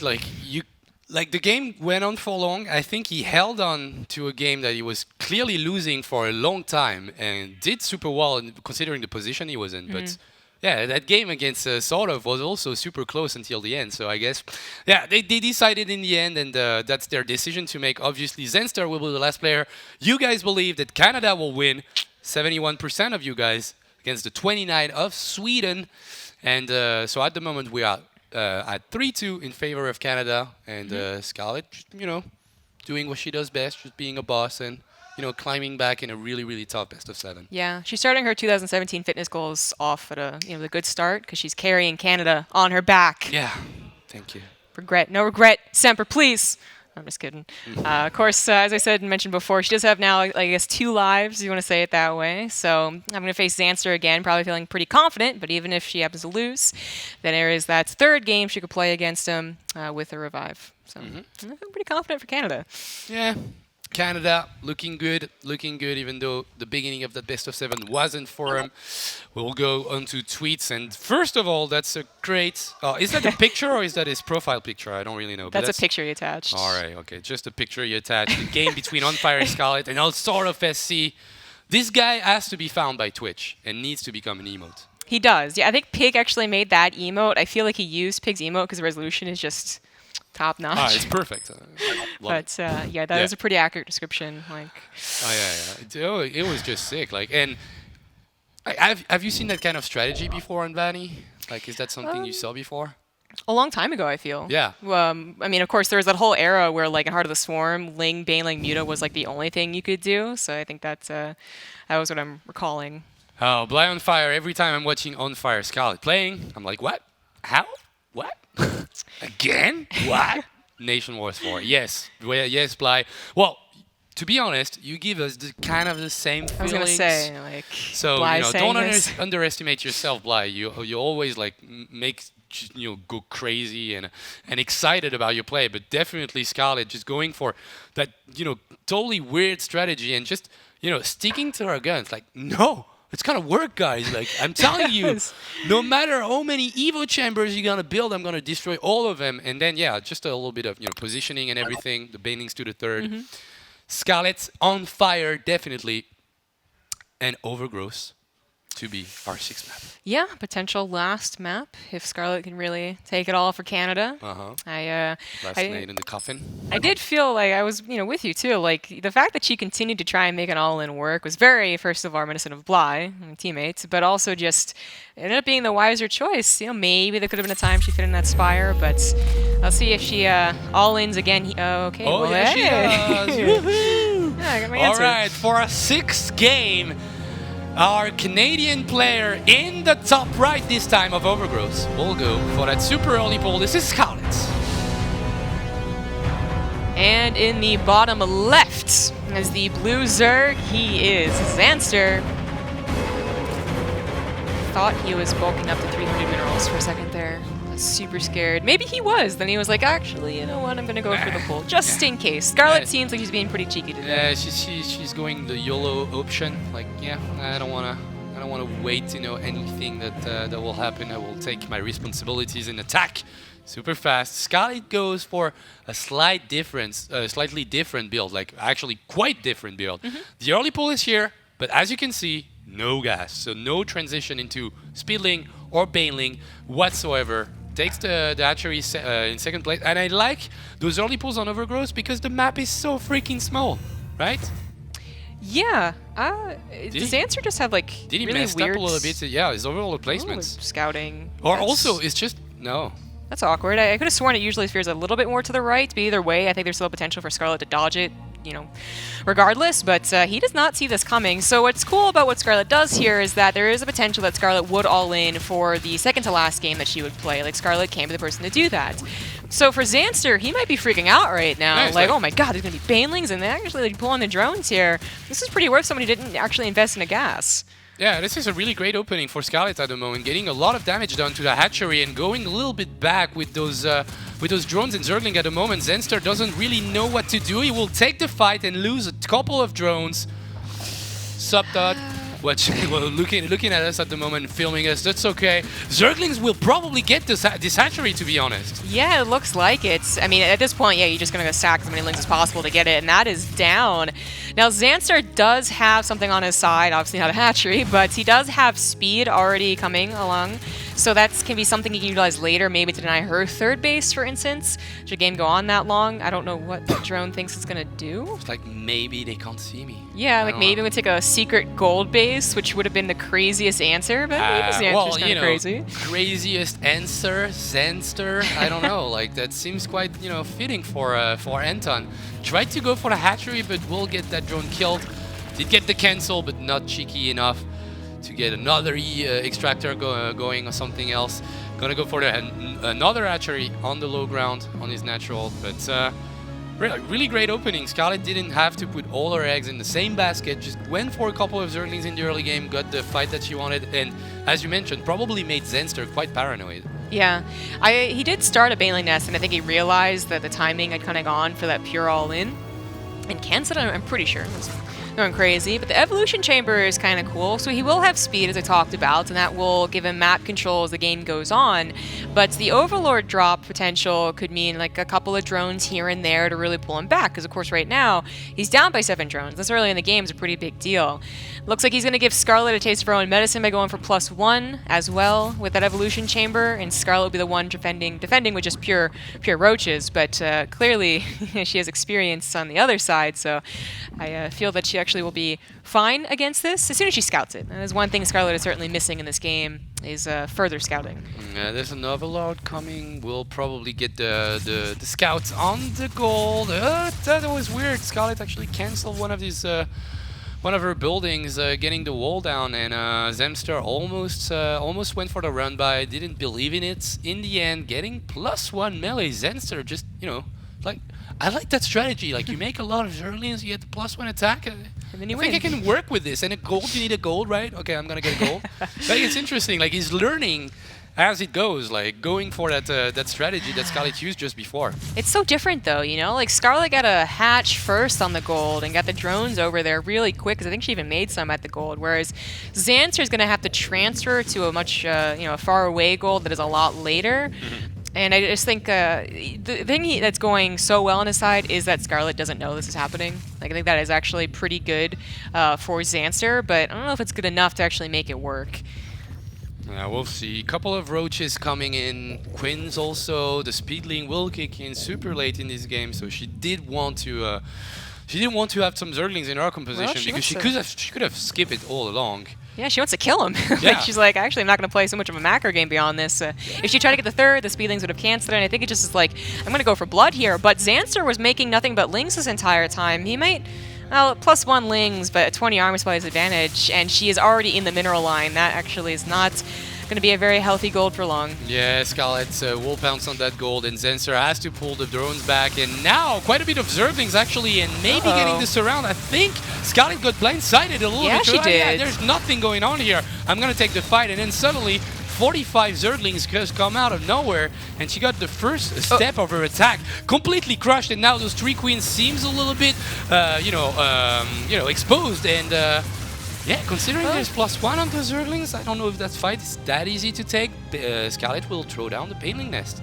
Yeah, I She think recognized there's an issue here. she recognized it almost immediately when she was surrounded, but that was kind of the thing, was that she was already surrounded. So that was definitely a mistake there. If she had stayed in the mineral line, she would have probably killed a lot more lings. Maybe it doesn't kill the gold base, it still denies the mining for a little bit longer. Xanser did fit in a round of drones, so he didn't have an immediate follow-up with more lings to take advantage of that momentum. So she's able to pull back with her queens, but she does find herself in the same position that sort of found himself on the game on Avani. So I do like that the Banelings came down a lot quicker for Scarlet here. Evo will come in, so she will definitely get some upgrades going. She already has another Evo, to be honest, but not researching that much ever since the beginning of that game. 68 army supply against 30. Yeah, cancel that gas, Xanser, because it's gonna be hard to hold on to your base, even though with the +1 attack, Baneling will clear most of those run-by Zerglings, and now super great positioning from Scarlet. Not that much surface area for the Zerglings to connect with those roaches, and now he has to evacuate his base once again, and I don't see Scarlet doing the same mistake. She will right-click the hell out of that hatchery. Yeah, and now I think it is just too many roaches to have the lings take care of them, even with their +1. Xanser in a desperate maneuver gets his own roach warren. That's not really going to help. Plus he only has like 60 gas, so he can only make like 4. This is going to be Canada's win. They've brought it back, all thanks to Scarlet, of course. And I believed in Canada. You believed, and you were right. Canada is here, Scarlet is here, just carrying her country, and there's nothing Xanser can do in this game. They will try to split his drones as much as he can just for the fun of it, trying to counterattack at the opposite side of the map with some Zerglings, but this is not gonna matter. Scarlet will take the win for Canada and will face Korea. GG, well played, and good luck is called. Scarlet makes it, and Canada is in the winners match. Yeah, against South Korea. This is gonna be sweet. It's like, congratulations, you did awesome, you carried your team. Now, good luck versus Innovation, Beyond, and Zest. Oh, yeah. Well, thank God. Scarlet has been trying her heart out to qualify to Codes and compete against those players on ladder in Korea, and she definitely has what it takes. She showed it right here, 4-0 for Scarlet, 4-2 in the big picture between Canada and Sweden. And Xanser opened up great. He was the player that we didn't know that much about in terms of form. Took out No Regret, took out Semper in a really cute game. And then the Scarlet show started. ZVZ Master apparently just crushed everybody. Yeah. I mean, Xanser gave a good fight to her too, but still, Scarlet and ZVZ seems to be on points. Of course, no Zergs in the South Korean lineup. She's got to kind of change her mentality here. But as you were talking about, she's been training in Korea, and from what I've learned in Korea is that there's no Zergs basically on the Korean ladder. It's all Terran, so it should be a good time. I do know that she's been Björn's practice partner like a while ago. I don't know about recently, but a while ago. So she has practice against them, but I think even still, it's something that Björn usually wins. We'll see. Best of one, and Scarlett being as on fire as she is at the moment, I guess there's an opportunity for her to make the difference. But let's not, forget about the other Canadian player. Even though they weren't able to make it against Sweden, they could also have that, cute strategy that could take a guy like Zest or a guy like Beyond, who also have the same the same issues in terms of time. They're all playing super late. This is the case for Scarlett. This is the case for those Korean players. But I don't think it's gonna be like, I will never bet for 4-0 Korea, right, on this game. If I did against I don't even remember. I said I probably said 4-2 in the first game against Brazil. I will not say 4-0 against Canada, and especially with the great showing that Scarlett showed. Showing that she showed. Yeah, it was Sorry perfect. about that. It was amazing. Yeah. As you can see, our predictions actually. So Rotterdam is wrong. Rotterdam is wrong. Interesting. Of course, no one was right, but No, we that's were not the point. more right than he was. That's true. We got the team that won. Yeah. so- I hear Roddy laughing in the back. You know what I mean. Right, great nation war once again. Scarlett pulling it back for Canada. That's gonna be it for us at the moment. We will talk about the group in general. Korea versus Canada is our next best of 7. Yes, very excited for this. I do think that Scarlett has a lot of momentum now, and of course, the Koreans just looking to prove that they're as dominant as everyone says they are. Brazil versus Sweden for I guess tomorrow is also going to be cool. I was actually a little more excited for Brazil versus Canada, just because Kellows or Scarlett have actually had a bit of not exactly a rivalry, but close to it. But still, Korea versus Canada is awesome. Yeah, of course. And this is going to be our next best of 7. We might hear the mighty anthem from Canada. I don't know. I just love it. I want to hear No Regrets sing it if I they know actually it. qualify first place against Korea. But yeah, I just said it. They will have to beat South Korea, the greatest nation of RTS in all time. Some might say even the best esports nation of all time. For now, we take a break and we come back with the last best of 7 of the night, Korea versus Canada. See ya.